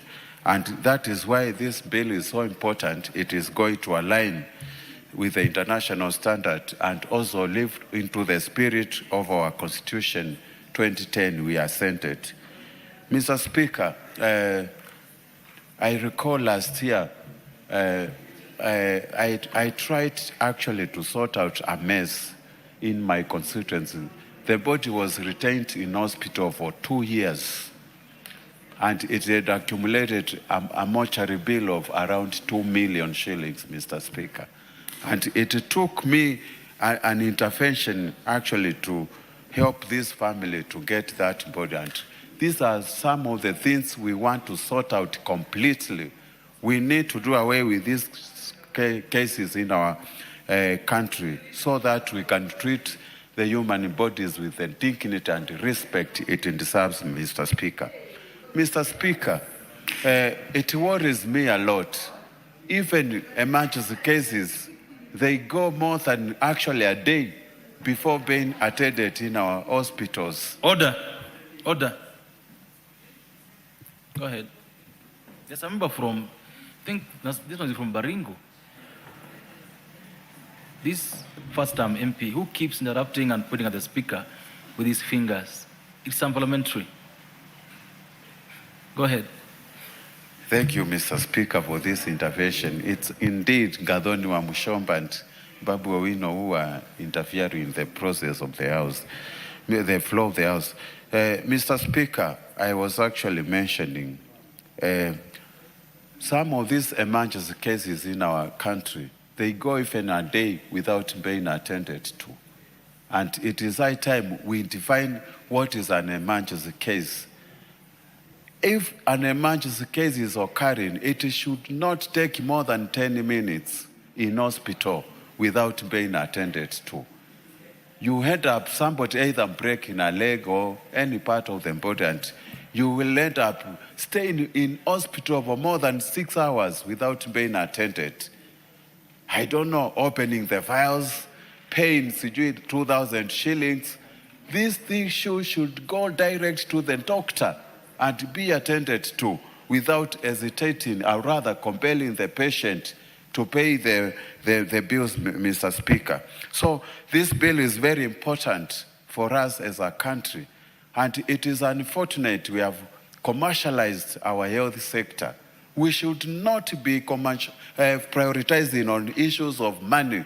Instead, we are supposed to prioritize saving lives and even saving people from going through difficult times, Mr. Speaker.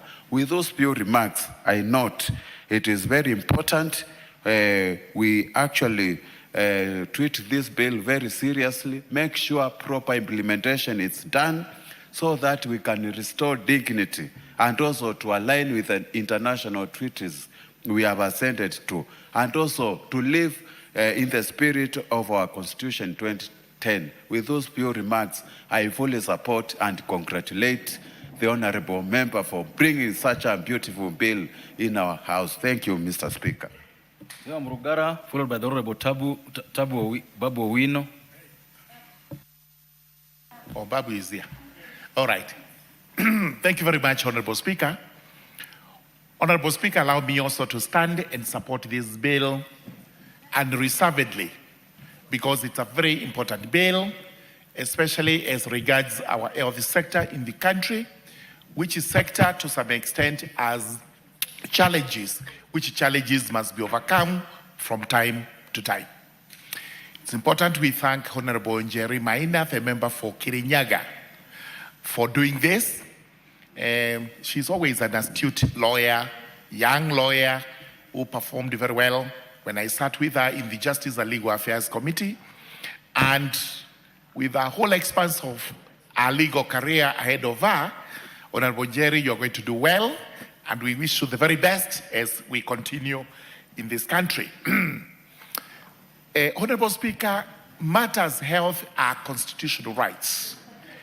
In fact, it's part of the basic human rights in the country, and if anybody has any doubt to this, look at Article 43 of our Constitution. Therefore, this being a constitutional right, we as a House of Parliament, the National Assembly, we must do the best we can to ensure that we have the best legislation that governs matters health. Upon passage of this bill, it will go to the Senate. And we must implore on the Senate also to move with speed, pass this bill so that it is assented to. And we'll be also pleading with the President of the Republic of Kenya to assent to this bill so that we can realize the fruits of what we are legislating on here today. We know very well health is devolved and the national government has only policy to deal with. Our hospitals are run by county governments, and there isn't much right home about when it comes to what county governments do, especially in the health sector. We have said from time to time that in fact, possibly we were wrong to devolve health. It should have remained to the national government so that we leave county governments to deal with the mundane issues like control of gambling and what have you, mundane things that do not touch on general Kenyans' livelihoods. Be that as it may, we must implore upon the governors to ensure that our hospitals are working, they are working well, and Kenyans are able to reap fruits of their health sector and laws like this one, which we are promulgating today. It's important to note that health, and especially the practice of medicine and law, are the oldest professions in this country. Professions properly called, there are other professions which really are not professions but trades.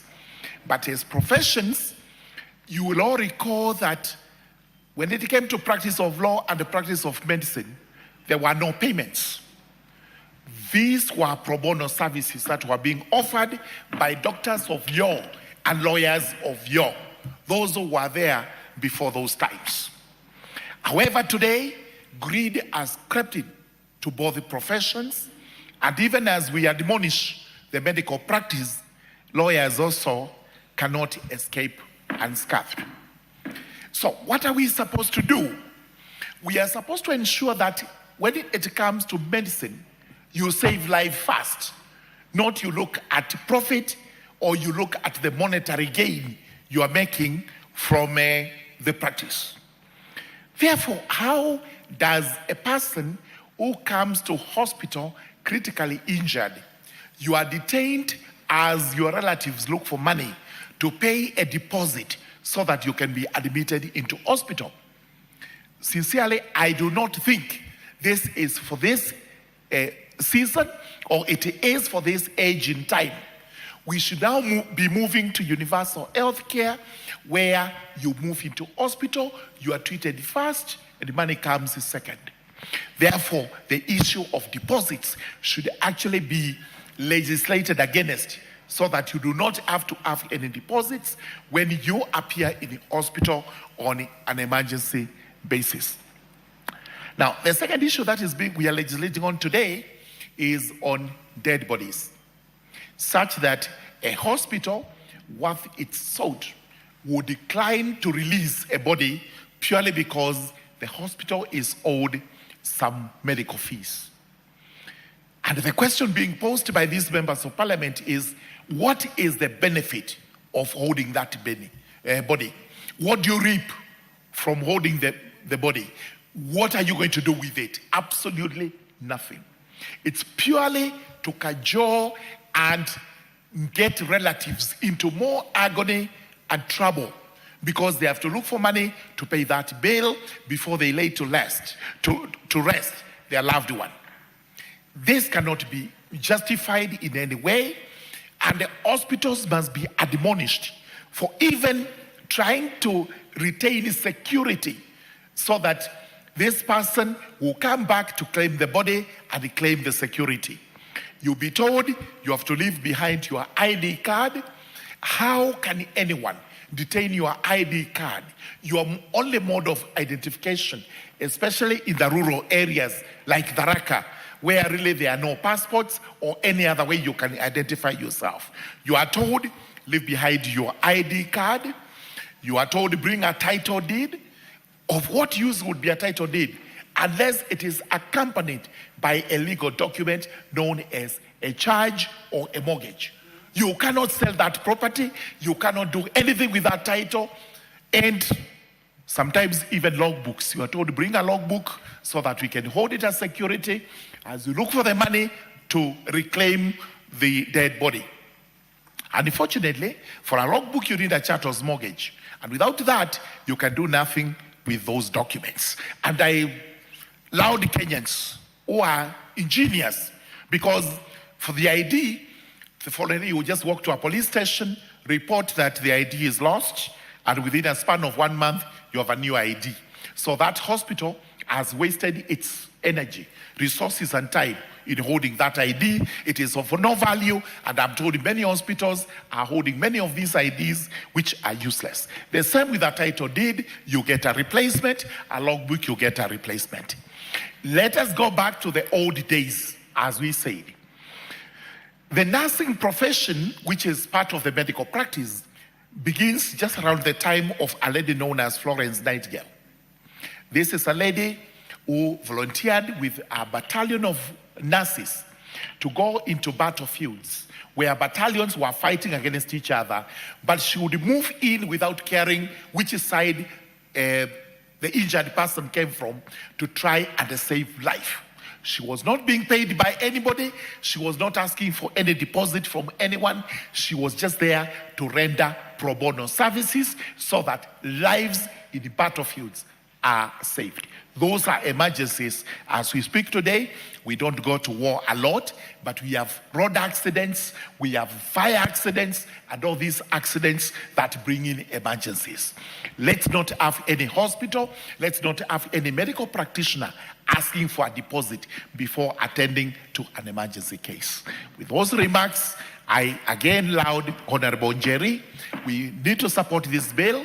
The Senate needs to fast track it, and we also urge the President to assent to the bill as soon as it is taken before him, so that Kenyans can continue to reap the fruits of universal health care applying to every Kenyan. Thank you very much, Honorable Speaker.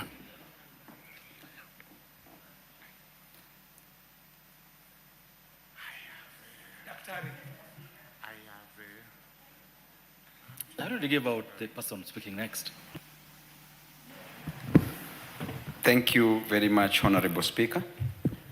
I rise to support the bill by Honorable Jane Njeri, a very well thought of bill, Honorable Speaker, a bill that is preserving the dignity of Kenyans, not only inherently, but also the inalienable dignity of Kenyans, of a right to access health services as enshrined in the Constitution in Article 43, Subarticle 1, Paragraph A, that every person has a right to access to healthcare services. And in addition to that, Article 42, Article 43, Subarticle 2 further breathes life that every person has a right to access any emergency treatment. And Honorable Speaker, from time to time, we've been going against the spirit of the Constitution in an attempt to make money. And because of that, Honorable Speaker, we know very well that greed blurs vision. When there's too much greed, when we are just looking for money, there will be no vision. Honorable Speaker, we know very well of the Hippocratic oath that the doctors took, which is named clearly after the physician, the Greek physician called Hippocrates. And it is clear the person is the father of medicine. It is clear, Honorable Speaker, that the oath states that, number one, you should not do harm. Do no harm. Mean no harm. Number two, that you should treat the patients according to the best of your ability as a medic. And number three, that you owe a duty of care to the patients that come to these medical facilities. Further, there is an oath taken by the nurses, the Nightingale Pledge, which was created in 1893 in honor of Florence Nightingale, that do no harm, that you need to practice nursing faithfully, just as doctors should practice medicine ethically. And therefore, Honorable Speaker, if somebody walks to a hospital to access treatment, the first thing that every Kenyan citizen should get is a right to have a healthy life. Honorable Speaker, you know the role of health in economic development. A sick nation... Honorable Babu. Yes, Honorable Speaker. It would seem that mostly those who turn people away are neither doctors nor nurses. There are these people called hospital administrators. Where do you put them? Because they don't. I'm coming don't there, take that Honorable oath. Speaker. Most of these people who own these hospitals are doctors, and therefore they are within that same bracket. And you see, to the administrators, the moment they are giving these instructions, they are given from the bosses. Now, most of the people that we employ as CEOs of these public hospitals are also doctors. And Honorable Speaker, you even go to Mama Lucy, which is just here, you will find that some of the medics are the ones who might be pushing the patients away, and that I've seen from time to time. And I also understand them, that they're also frustrated because of lack of payment. They are not paid on time, and they're not paid well. I also understand their frustrations. But the most important thing is to preserve life. And just to divert a little bit, General Patton in the United States of America said that when you fight for your country, you do not need to die for your country.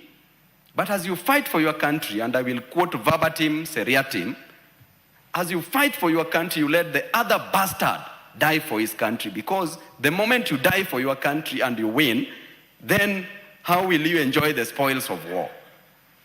Therefore, Honorable Speaker, it brings me back to the role of health in economic development. A sick child cannot go to school.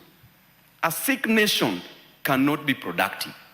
And that clearly tells you, Honorable Speaker, that the first most important thing to do is to ensure that healthcare is affordable. And if not affordable, should be free. If not free, should be very affordable. You walk to Mama Lucy Hospital, Honorable Speaker, you lack 500 shillings for x-ray, a chest x-ray, it means that you're going to die. At the same time, Honorable Speaker, you lack 2,500 shillings for high-level x-ray again, you don't get medication.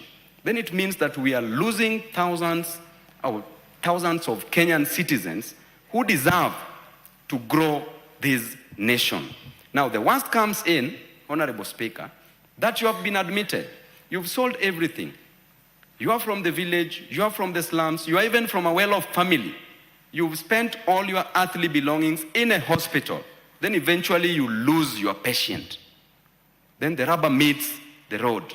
You lose the patient, you've lost everything. Then you are told that you can't take a dead body from the hospital just to go and bury. At that point, Honorable Speaker, you are mourning. Somebody has passed on. You are mourning. Then the hospital insists that we have to get hold, we have to detain the body. Honorable Speaker, in a High Court case of one Mary Nyagero versus Karen Hospital, 2016, the late Justice Majanja, in his own wisdom, may his soul rest in peace, stated clearly that there is no property in a dead body, that you cannot sell a dead body. There is no economic value in a dead body. And therefore, detaining a dead body further adds grief to the families. Honorable Speaker, for those who are staying in Nairobi, and Honorable KJ will tell you that transporting a dead body from Nairobi, Honorable Speaker, hiring a car, first of all, clearing hospital bills, you don't have the money, then making the arrangements to hire the car, to get a hearse or a matatu, to transport a body to the village, to burial. Honorable Speaker, it's like you are burying two people at the same time. Economically, you are buried, and at the same time, you are burying a loved one. So, Mheshimiwa Njeri, this bill deserves to be supported by all members of parliament, because from our own constituencies, people are suffering. And I would like to say that these hospitals, Honorable Speaker, we need to pass this bill to curb this unethical, immoral behavior, so that we can preserve the dignity of Kenyans. God bless you. I will have the Honorable Basil, followed by the Honorable Mayaka, followed by the Honorable Sabina Chege, followed by the Honorable John Waweru, like that. Thank you, Mr. Speaker, and thank you to the craft of the bill, Honorable Jerry, the MP for Kirinyaga, who actually brought this very important bill. I agree with most of the contributors to the bill. This is a very important bill, Mr. Speaker. And as just Honorable Babu said very well, you have no value, economic value in a dead body. And when you detain a dead body, basically, Mr. Speaker, you are hurting already a bereaved family who are actually trying to mourn their beloved one. So, Mr. Speaker, this is a very timely bill. I would want to make reference to one of the one of the family in my constituency who had a body that was detained in Kenyatta University Teaching, Referral and Research Hospital for about 3 months, Mr. Speaker. When I spoke with the CEO, she was extremely, I would say she was rude. She did not seem to have empathy with this particular family, Mr. Speaker. In fact, I wrote so many medical waivers to that particular hospital. I even asked them, are you operating as a public hospital or do you operate like a private hospital, Mr. Speaker? It was so annoying, a family that has already depleted their resources, Mr. Speaker, who could not even bury their loved one, were struggling to have their body released by Kenyatta University Teaching, Referral and Research Hospital, Mr. Speaker. And that's why when I saw this bill, I've said I'm not going to move. I'll wait till the time I'm given the chance to contribute, because it really affected me, Mr. Speaker, to see a situation where an hospital doesn't seem to sympathize as well as empathize with a family that has already lost their loved one, Mr. Speaker. I don't think, Mr. Speaker, there is any family that deliberately would decide they don't want to pay medical bills for their patients or even for their loved ones, Mr. Speaker. It is a situation that puts people in that circumstance, Mr. Speaker, where economically they are crippled. They are not able to raise anything, Mr. Speaker. Even some of them go to an extra mile to sell all their assets, Mr. Speaker. They hold numerous arambis, Mr. Speaker, which yield nothing. Like in this particular case, Mr. Speaker, we did all we could to raise about 4 million, Mr. Speaker, but we could not raise the money. And that's why it's important we criminalize a situation where the hospital would detain a body of a Kenyan or a patient that has already gone to the other planet, Mr. Speaker. When I look at this particular bill, I have a couple of other salient points which justify why I support this particular bill.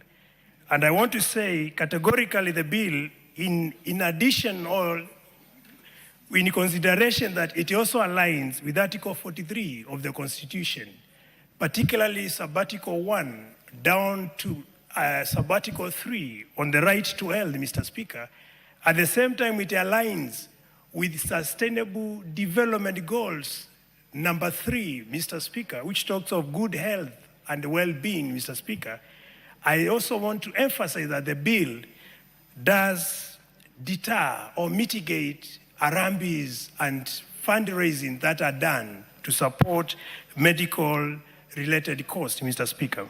The bill also does strengthen the patient rights, because when patients have already used what they could and they are denied health services, Mr. Speaker, that is in principle is denying them the right to health. And this particular bill protects that particular right, Mr. Speaker.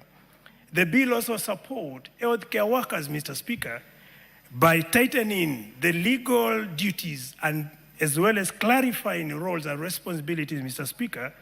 At the same time, it does protect healthcare workers from abuse and unreasonable liabilities that arise within their within the medical field or the medical related services, Mr. Speaker.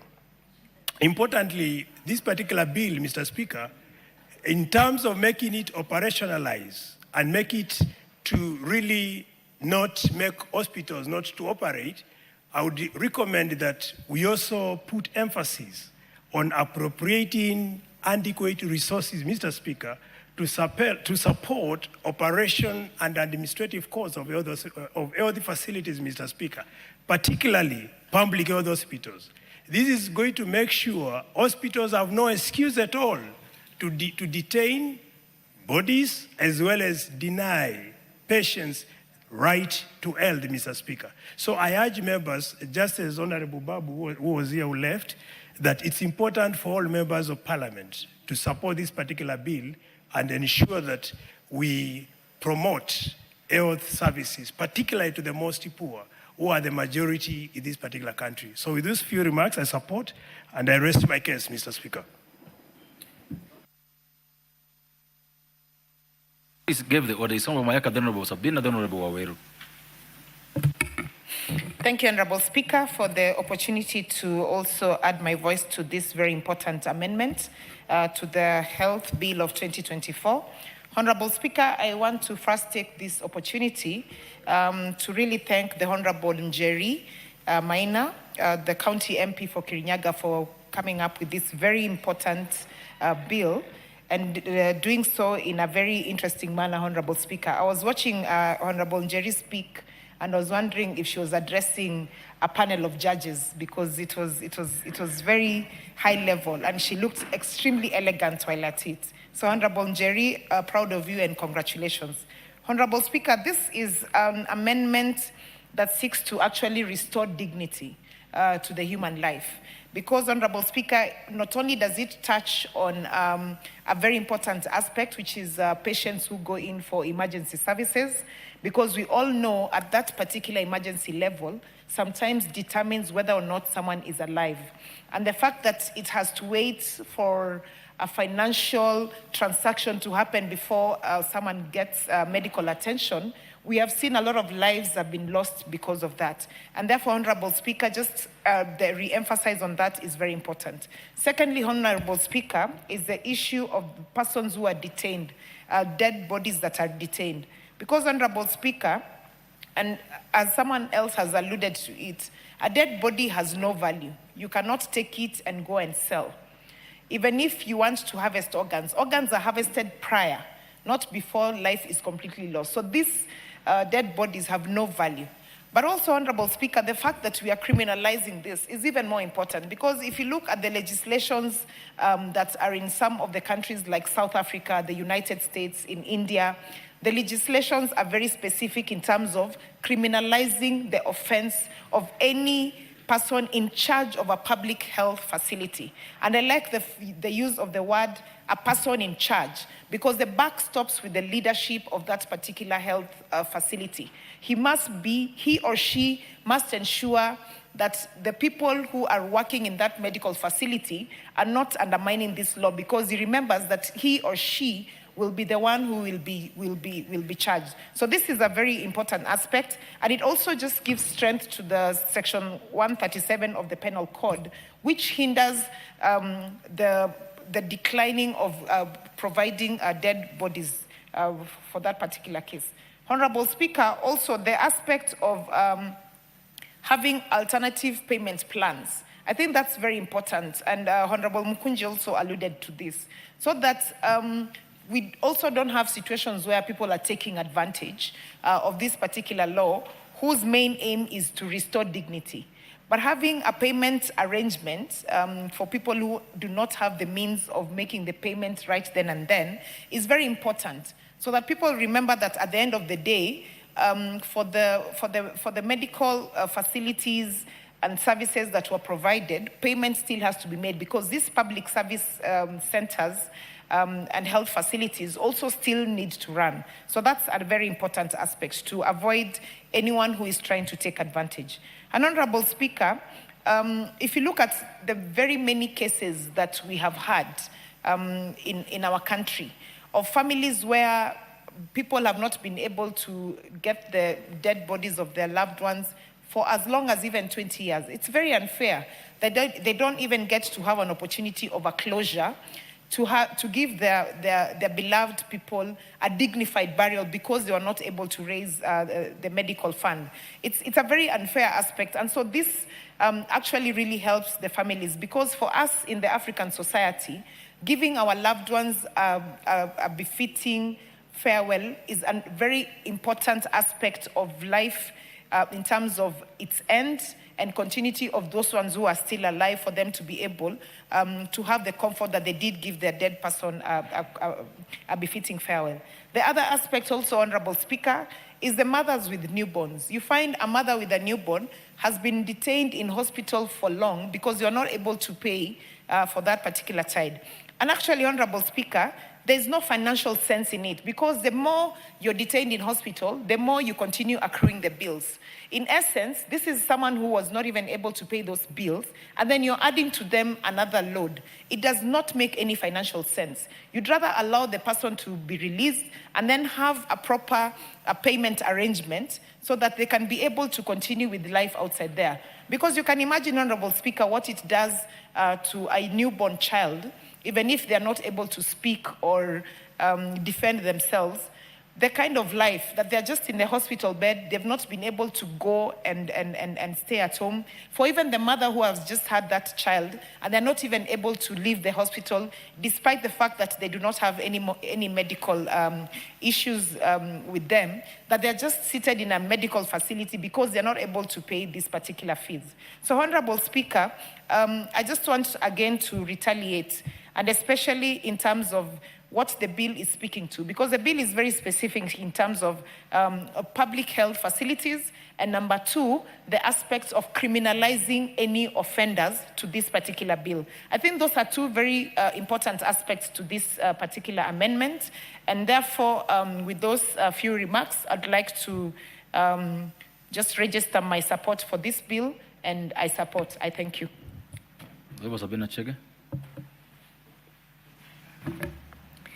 Thank you, Honorable Speaker. And Honorable Speaker, before I contribute, I want to congratulate my sister, Njeri, famously known as Gasheri Gaito, the Women Rep Kirinyaga County, for a well-thought amendment of this health. What does that mean? Gasheri Gaito is our Njeri, our small Njeri. Yes, so it's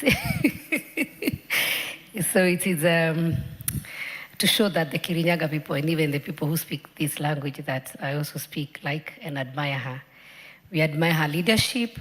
She's courageous, despite having a small body.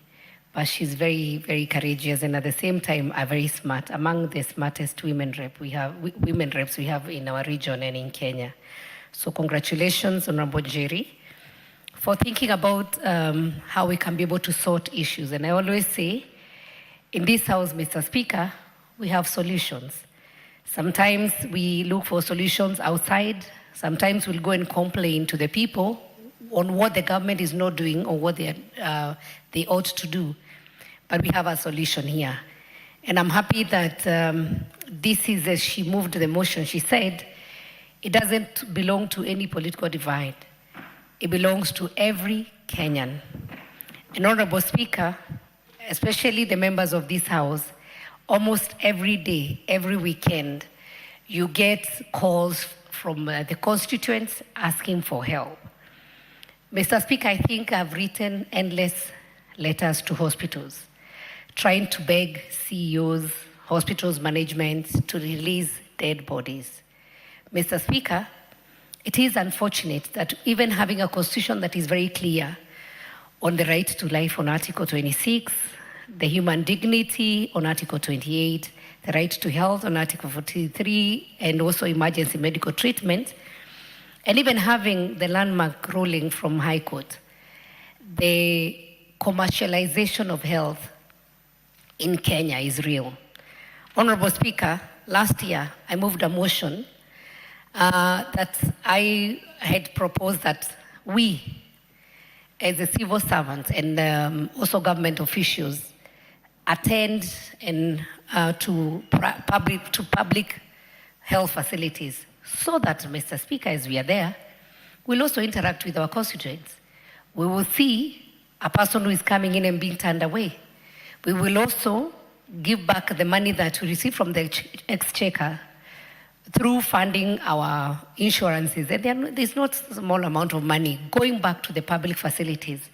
Because the challenge we have today is that we have more private facilities than public facilities. These private facilities are funded by the money from Kenyan citizens, whereas we have public facilities funded by the exchequer, but we will find that the services given there, we have a long way to go. Whereas we know, Mr. Speaker, a facility like Kenyatta National Hospital has the best doctors. They have even performed best surgeries, that have not been done in any other facility in Kenya. But you still find, Mr. Speaker, that you'll find there are not enough doctors. Patients going there, they will take a very long time to be taken care of. Emergency section, Mr. Speaker, we find that Kenyans are still taken back. Mr. Speaker, what do we talk, when we say about emergency, what do we mean? It is not something that was not planned. Maybe a fire, there was a fire and cases of fire. Maybe there was an accident, Mr. Speaker. When such a person rushes, the person is taken to the nearest health facility. So to go and ask such a person, give me 200,000, 100,000, where will they get it from? Honorable Njeri, when she was moving, she mentioned about my friend, the late Betty Bayo.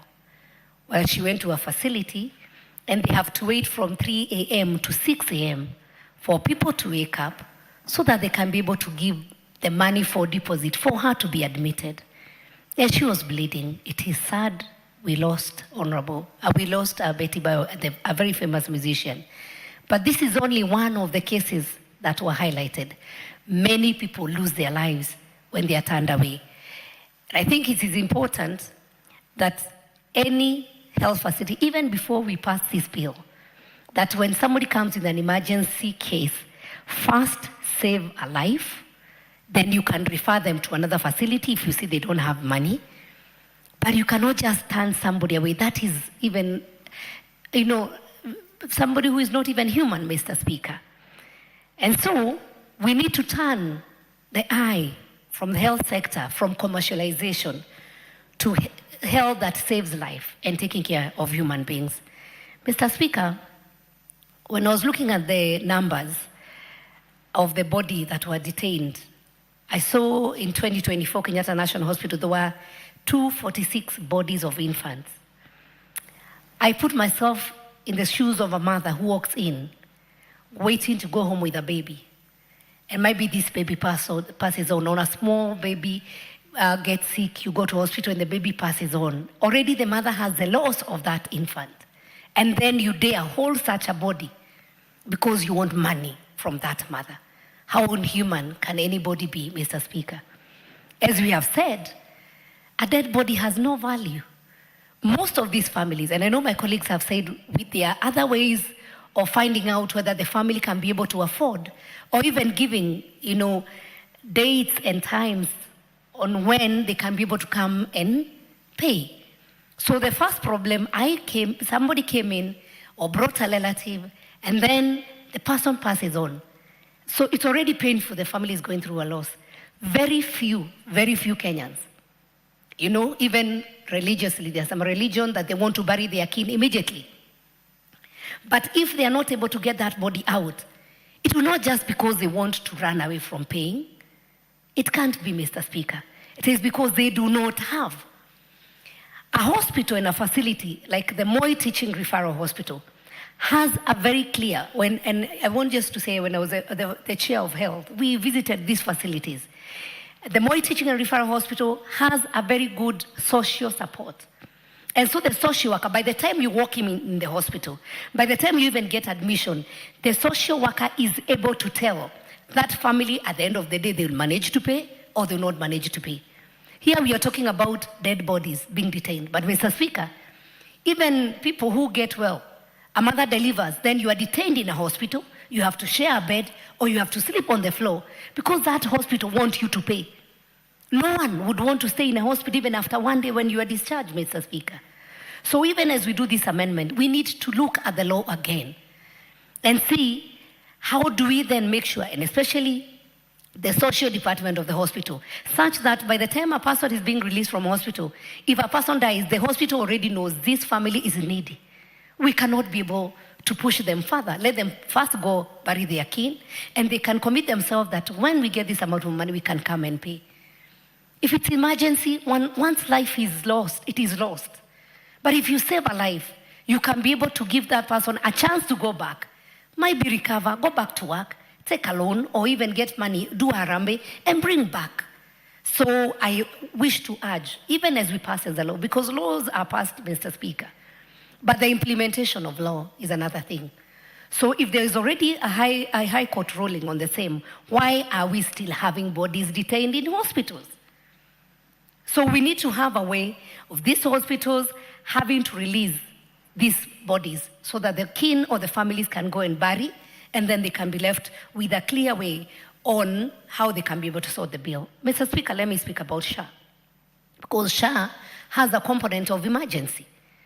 And Mr. Speaker, if the SHA had covered only level 6, emergency happens and one is taken to the nearest facility.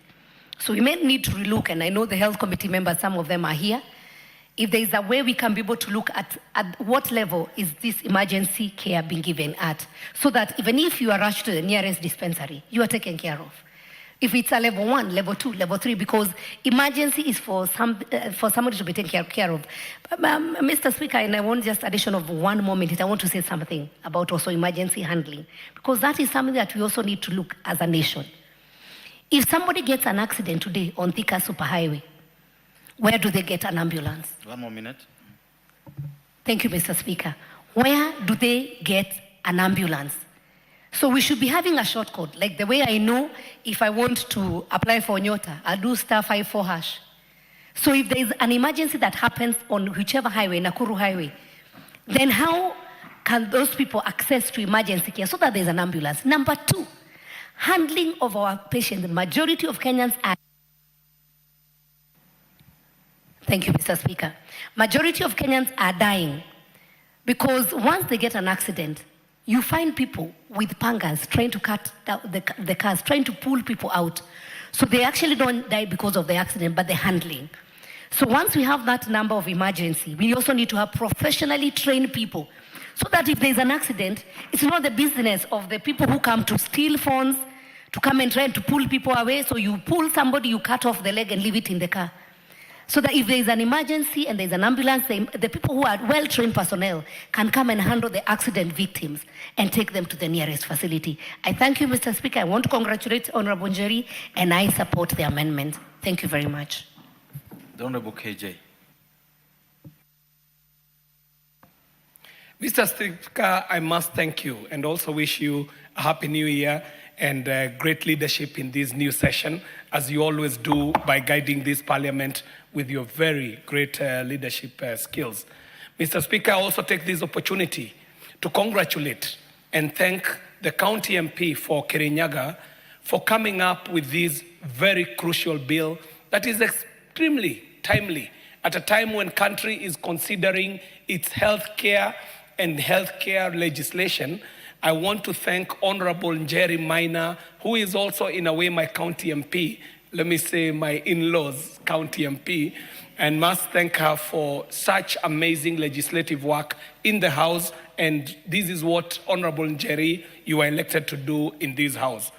Mr. Speaker, this amendment is seeking to amend the Health Act Cap 241 of the laws of Kenya so that it is able to provide for access to emergency treatment and healthcare services prior to the payment of prospective medical costs by users.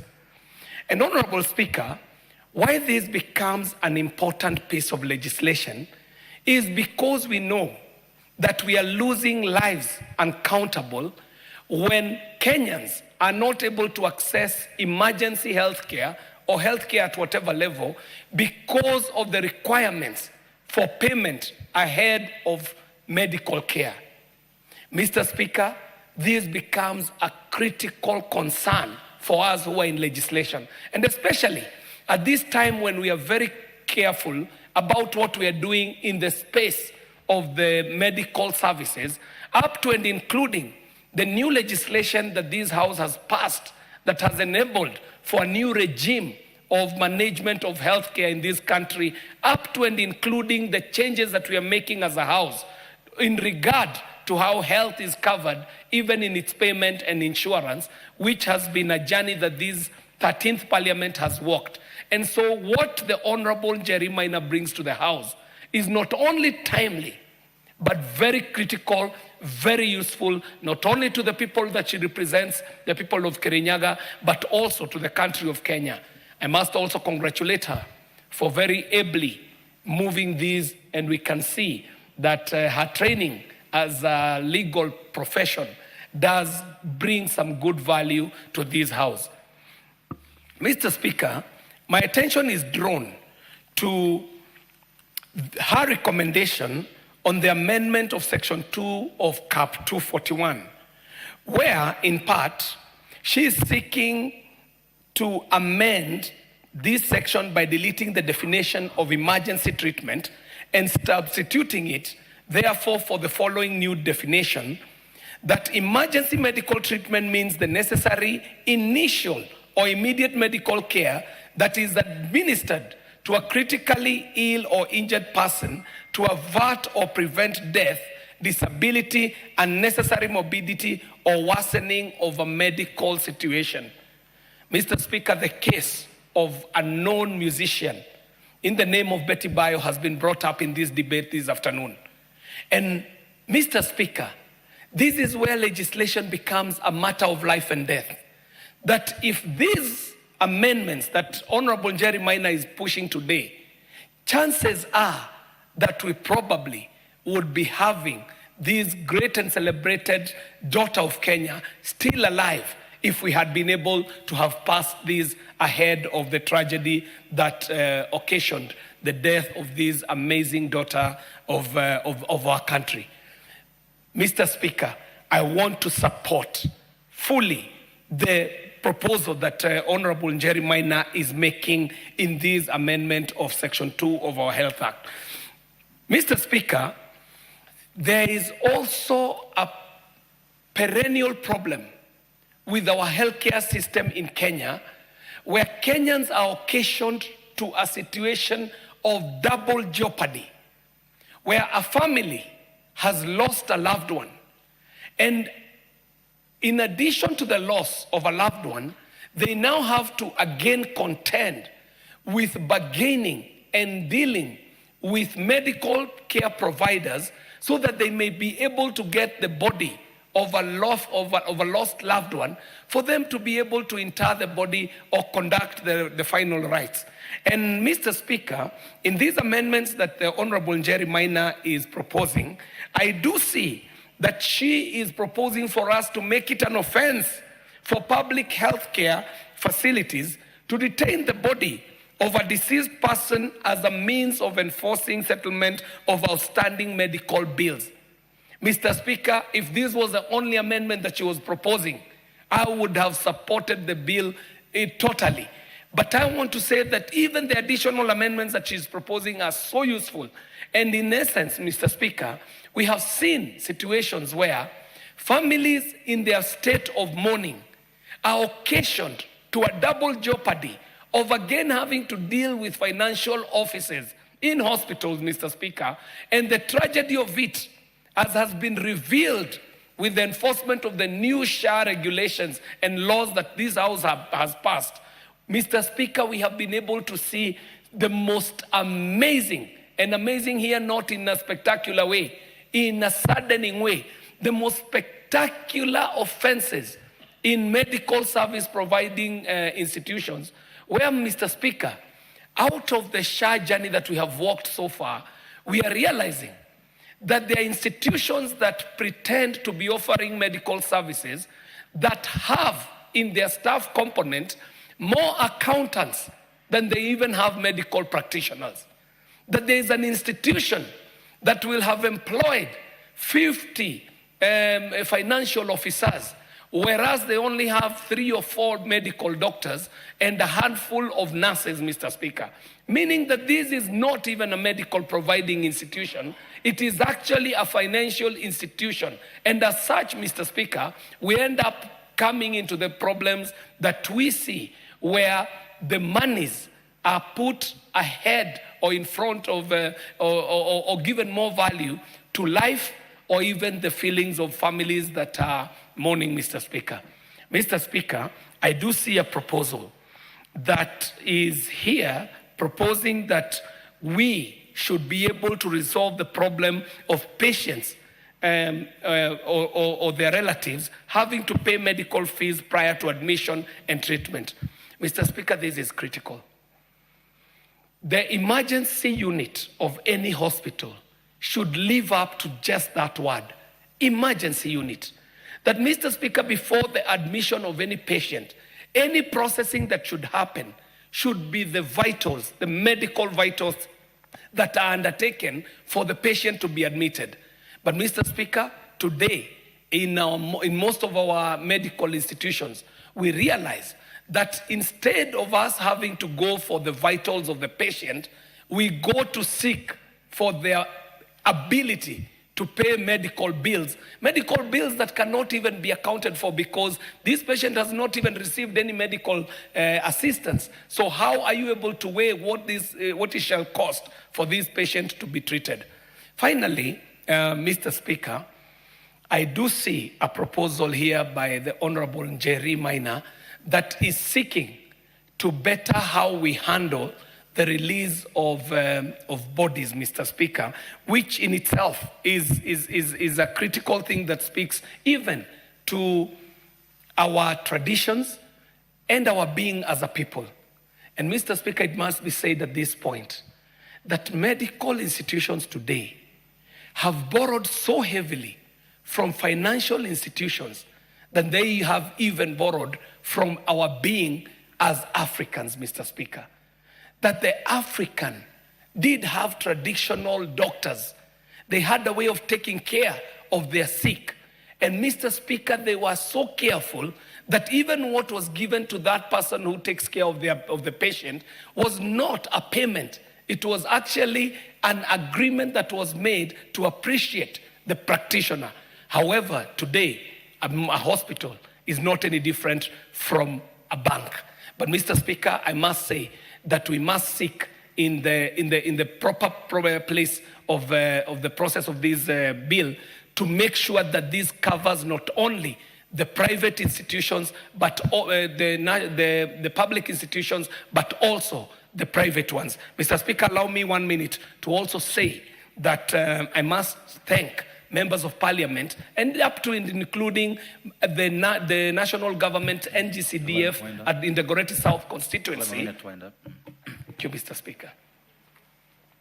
Mr. Speaker, I thank you. I was seeking this 1 minute to thank the members of parliament who were able to pass the laws that gave life to a new regime of management of health services and the payments of it, and also thank constituency development committees up to and including the Dagoretti South NGCDF committee, who have been able to to onboard very needy and most indigent cases of constituents who deserve cover under the share arrangement. And in the Dagoretti South, I did see that the committee was able to onboard almost 1,190 constituents who are now under the cover. And I do understand that these are the most indigent and the most needy. Honorable Njeri, this is a good piece of legislation. We shall support you. Thank you very much, Mr. Speaker. Thank you. The Honorable Betty Sadagala, and thank you for your patience.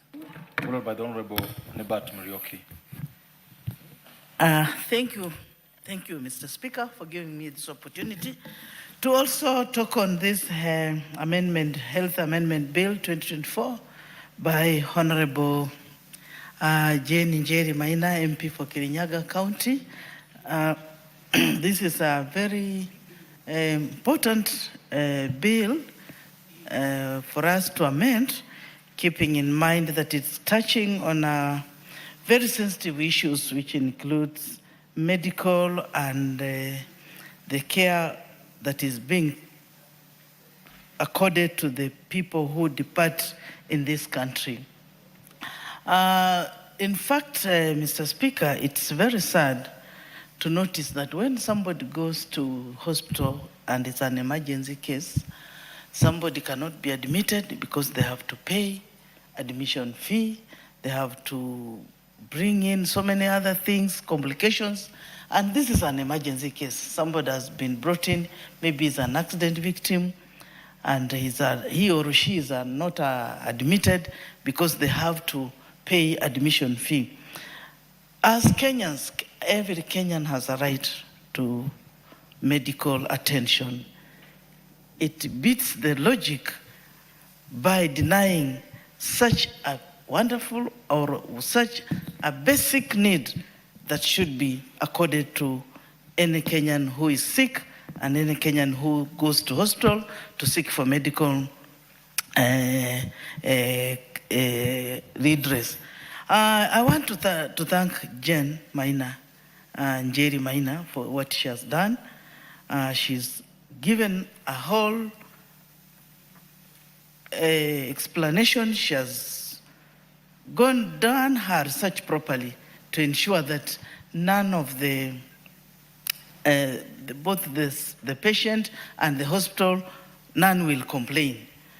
Mr. Speaker, it was sad one day there was an accident. We experienced an accident in Mbale, whereby we rushed a patient there who had gotten an accident. I was shocked. We were just running up and down, and there was no way that person could be admitted. So we decided, let's rush to another private hospital, but we were denied admission. They wanted us to pay admission fee. We had to go looking for money left, right, until the time that patient was admitted, and they had bled so much. Unfortunately, the patient passed away. The bill had accrued. They had rushed him to theater and other places. The bill had really accrued, and it became difficult. This made the family to go on even selling part of their land to ensure that they have paid the bill. So this making families are having it rough in this country. Families have to sell their property, they have to sell their houses, they have to sell their land. And land, in fact, like in my county, land, a family of 10, they have a 0.0 of an acre.